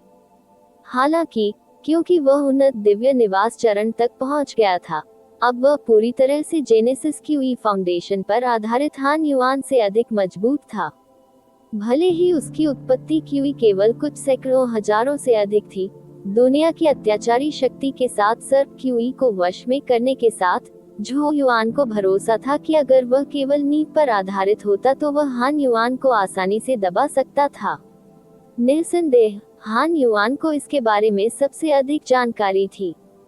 वह पहले से ही क्लाउड लैडर राउंड में झो युआन की वर्तमान जेनेसिस क्यूई नींव देख चुका था, और वह जानता था कि यदि उसने अन्य तरीकों का सहारा नहीं लिया तो वह झो युआन के लिए कोई मुकाबला नहीं कर पाएगा। इसलिए हान युआन ने अपनी हथेलियां फैलाईं और 2 प्राचीन प्रकाश रून, एक पीला और एक लाल, धीरे धीरे हाथ के पीछे उभरे। माउंटेन स्पिरिट रून, अग्नि आत्मा रून। जिस क्षण 2 जेनेसिस रून्स प्रकट हुए, हान युआन के जेनेसिस क्यूई सितारे, जो आकाश में भर गए थे, अचानक 26 मिलियन तक पहुंच गए। बाहरी दुनिया ये दृश्य देखकर स्तब्ध रह गई, और कुछ उन्नत दिव्य आवास मंच विशेषज्ञ भी गुप्त रूप से फूट फूट कर मुस्कुराए। हान युआन की तुलना में भले ही वे समान साधना स्तर के थे, वे जो हासिल किया था उसके आधे तक भी नहीं पहुंच सके। यह कोई आश्चर्य की बात नहीं थी कि वह पहाड़ी मंडप का मास्टर बन सका, जबकि वे केवल जयकार और जयकार कर सकते थे। झो युआन ने अपनी आंखें मूंद ली, लेकिन वहां अभी भी भावनाओं की कोई लहर नहीं थी। 26 मिलियन की जेनेसिस क्यूई फाउंडेशन शायद दूसरों को रोक सकती थी, लेकिन इसमें वह शामिल नहीं था। हान युआन ने झो युआन की अभिव्यक्ति का अध्ययन किया और मुस्कुराया। पवेलियन मास्टर झो युआन ने भी 2 जेनेसिस रून्स को परिष्कृत किया होगा। क्या ये पवन स्पिरिट रून और फायर स्पिरिट रून हो सकता है? इसलिए मुझे पता है कि केवल 2 जेनेसिस रून्स के साथ पवेलियन मास्टर झो युआन के साथ प्रतिस्पर्धा करना हास्यास्पद है। हान युआन के रवैये ने झो युआन की रुचि को बढ़ा दिया। ऐसा लगता है कि पवेलियन मास्टर हान युआन तैयार होकर आए हैं। उस स्थिति में उन सभी को प्रकट करें, अन्यथा 26 मिलियन का फाउंडेशन मुझे नहीं रोक सकता। अब जबकि उसके पास 21 मिलियन जेनेसिस क्यूई सितारों की नींव थी, जिसमें संपूर्ण विंड स्पिरिट रून और फायर स्पिरिट रून दोनों शामिल थे, उसकी जेनेसिस क्यूई ताकत 28 मिलियन के स्तर पर थी, और हान युआन के 26 मिलियन से डरने की कोई जरूरत नहीं थी। उत्पत्ति क्यूई सितारे, लेकिन हान युआन को भी ये पता होना चाहिए, फिर भी वह अभी भी इतना आश्वस्त था, जिसका मतलब था कि उसे अपनी आस्तीन में एक और तुरुप का पत्ता रखना होगा। हान युआन मुस्कुराया। यह कोई विशेष तैयारी नहीं है, ये सिर्फ इतना है कि मेरे पास बहुत अधिक साधना संसाधन नहीं है, और चूंकि मैं 4 पवेलियन में हूँ, जहाँ 4 स्पिरिट ओरिजिन टॉवर जैसी साधना के लिए एक अनमोल जगह है, मैं स्वाभाविक रूप से हमेशा अपना सारा समय वहीं बिताता हूँ। मैंने लू जियाओ का अनुसरण किया और एक बार भी शिकायत किए बिना इतनी मेहनत की। इसका कारण अधिक मूल सिक्कों का हिस्सा प्राप्त करना था। मैंने मूल रूप से लू जियाओ के खिलाफ लड़ाई के लिए अपना तुरुप का पत्ता रखने की योजना बनाई थी, लेकिन मुझे पवेलियन मास्टर झो युआन के अचानक प्रकट होने की उम्मीद नहीं थी। अब मेरे पास इस छिपे हुए तुरुप के पत्ते को उजागर करने के अलावा कोई विकल्प नहीं है, जिसे मैं इतने लंबे समय से छिपा रहा हूँ। जैसे ही हान युआन की हंसी कम हुई, उसकी भौहों के बीच एक प्राचीन हरा जेनेसिस रून धीरे धीरे उभर आया। जेनेसिस रून की उपस्थिति के कारण हान युआन की जेनेसिस क्यूई एक बार फिर तेजी से बढ़ी और अंततः 29 मिलियन के स्तर तक पहुंच गई। झो युआन की पुतलियां अचानक सिकुड़ गईं, और उसकी आंखें हान युआन की भौहों के केंद्र में जेनेसिस रून पर टिक गईं। ये 1 स्पिरिट रून था। हान युआन ने बिना किसी को पता चले 3 प्राचीन जेनेसिस रून्स को परिष्कृत किया था। पवेलियन मास्टर हान युआन ने इसे वास्तव में अच्छी तरह से छुपाया है। मुझे लगता है कि लू जियाओ को भी इस बारे में पता नहीं है ना? झो युआन ने उदासीनता से पूछा। किसने सोचा होगा कि 4 मंडप मास्टरों में से जिसने सबसे प्राचीन जेनेसिस रून्स को परिष्कृत किया था, वह सबसे चमकदार लू जियो या काला घोड़ा झो युआन नहीं था, बल्कि वह था जो हमेशा लू जियो के पीछे खड़ा था और कभी खड़ा नहीं हुआ बाहर, माउंटेन पवेलियन के पवेलियन मास्टर हान युआन। यह आदमी बहुत षड्यंत्रकारी है। झो युआन को पता था कि अगर वह अचानक सामने नहीं आया होता, तो हान युआन का छिपा हुआ तुरुप का पत्ता लू जियाओ के लिए तैयार हो गया होता। हालांकि हान युआन हमेशा लू जियाओ के सामने अपना सिर नीचे झुकाता था और उसका आदेश सुनने को तैयार था, लेकिन उसके पास गुप्त रूप से अपनी योजना थी। हालांकि झो युआन को नहीं पता था कि वह लू जियाओ से पहले 3 पूर्ण जेनेसिस रून्स को परिष्कृत करने में सक्षम क्यों था। वह जानता था कि उसे कम नहीं आंकना चाहिए। झो युआन ने दोनों हाथ भींचते हुए गहरी सांस ली। नीला सांप गुनगुना रहा था और राजसी जेनेसिस क्यूई दहाड़ रही थी, जो जेनेसिस क्यूई सितारों में बदल गई, जिसने आकाश को भर दिया। 21 मिलियन। उसके हाथ के पीछे विंड स्पिरिट रून और फायर स्पिरिट रून था, दोनों एक ही समय में चमक रहे थे। उनकी जेनेसिस क्यूई तेजी से 7 मिलियन तक बढ़ गई। उनकी जेनेसिस क्यूई अंततः 28 मिलियन तक पहुंच गई थी। माउंटेन पवेलियन का पवेलियन मास्टर, जिसने अपनी ताकत को सबके सामने गुप्त रखा, वह इस योग्य था कि वह अपनी सारी ताकत का उपयोग कर सके। ड्रैगन प्रिंस युआन अध्याय 880 हान युआन का रहस्य बूम। जब हान युआन और झोउ युआन की राक्षसी जेनेसिस किस ने दुनिया को अपनी चपेट में ले लिया, तो उस राजसी दृश्य ने अनगिनत आंखों को चमका दिया। किसी ने नहीं सोचा था कि हान युआन 4 पवेलियन मास्टर्स के बीच 3 जेनेसिस रून्स को परिष्कृत करने वाले पहले व्यक्ति होंगे। आप ऑडियो बुक्स 108 देख रहे हैं। धोखेबाजों से सावधान रहें। पराक्रमी 29 मिलियन से अधिक की जेनेसिस क्यूई नींव आकाश की ओर गरजी। इसके दबाव से विशाल पर्वत हिल गया। कई लोगों ने छुप छुप कर अपने होठों को थपथपाया। 4 मंडपों के लोगों में हान युआन को ऐसा व्यक्ति माना जाता था जो कम प्रोफाइल रखता था, लेकिन शायद ऐसा इसलिए था क्योंकि उसकी प्रतिभा हमेशा लू जियाओ द्वारा कवर की जाती थी। परिणाम स्वरूप माउंटेन पवेलियन के पवेलियन मास्टर को अक्सर कई लोगों द्वारा नजरअंदाज कर दिया गया। उनके विचार में हान युआन लू जियाओ के अधीन एक छोटा भाई था, लेकिन अब उसे फिर से देखकर वे जानते थे कि हान युआन, जो हमेशा कम प्रोफाइल रखता था, बेहद महत्वाकांक्षी था। कम से कम लू जियाओ भी तीसरे जेनेसिस रून को परिष्कृत करने में सक्षम नहीं था। ये देखा जा सकता है कि हान युआन ने अपने साधना प्रशिक्षण में कितनी मेहनत की थी। बेशक यह शायद था, जैसा कि उन्होंने कहा था, क्योंकि उनके पास लू जियाओ जैसी पृष्ठभूमि नहीं थी, इसलिए अपनी ताकत बढ़ाने के लिए वह केवल 4 स्पिरिट ओरिजिन टॉवर में खुद को एकांत में रख सकते थे और 4 जेनेसिस पर सारी आशा रख सकते थे। रून, उनके मूर्खतापूर्ण दृष्टिकोण के अब महत्वपूर्ण परिणाम सामने आए। पहले तो सभी ने सोचा कि चारों उम्मीदवारों की ताकत पहले ही क्लाउड सीढ़ी पर तय हो चुकी थी और जब हान युआन ने झोउ युआन का सामना किया तो उसे हारना तय था। लेकिन अब ऐसा लग रहा है कि यह कहना अभी भी जल्दबाजी होगी। सफेद सेट स्क्वायर पर काली जेनेसिस क्यूई बार बार नीले जेनेसिस क्यूई से टकराती थी, जिससे तेज आवाजें पैदा होती थी और प्रत्येक टक्कर के साथ शून्य में हिंसक कंपन होता था। जेनेसिस क्यूई हान युआन के शरीर से गाढ़े काले धुएं की तरह उठी। जिस जेनेसिस क्यूई की उन्होंने खेती की, उसे स्काई डेमन बैरियर क्यूई कहा जाता था, जो ग्रेड 7 भी थी, और इसमें एक घातक जहर था कि अगर यह शरीर में प्रवेश करता तो सभी मांस और रक्त खराब हो जाते।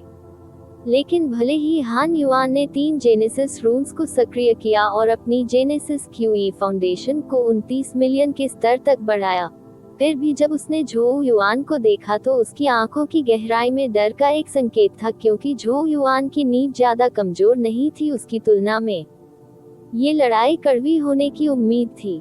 बूम! हान युआन की आंखें ठंडी थी क्योंकि उसने अचानक अपने हाथों को एक साथ ताली बजाए और शक्तिशाली जेनेसिस क्यूई का एक झोंका गर्जना के साथ बाहर आ गया।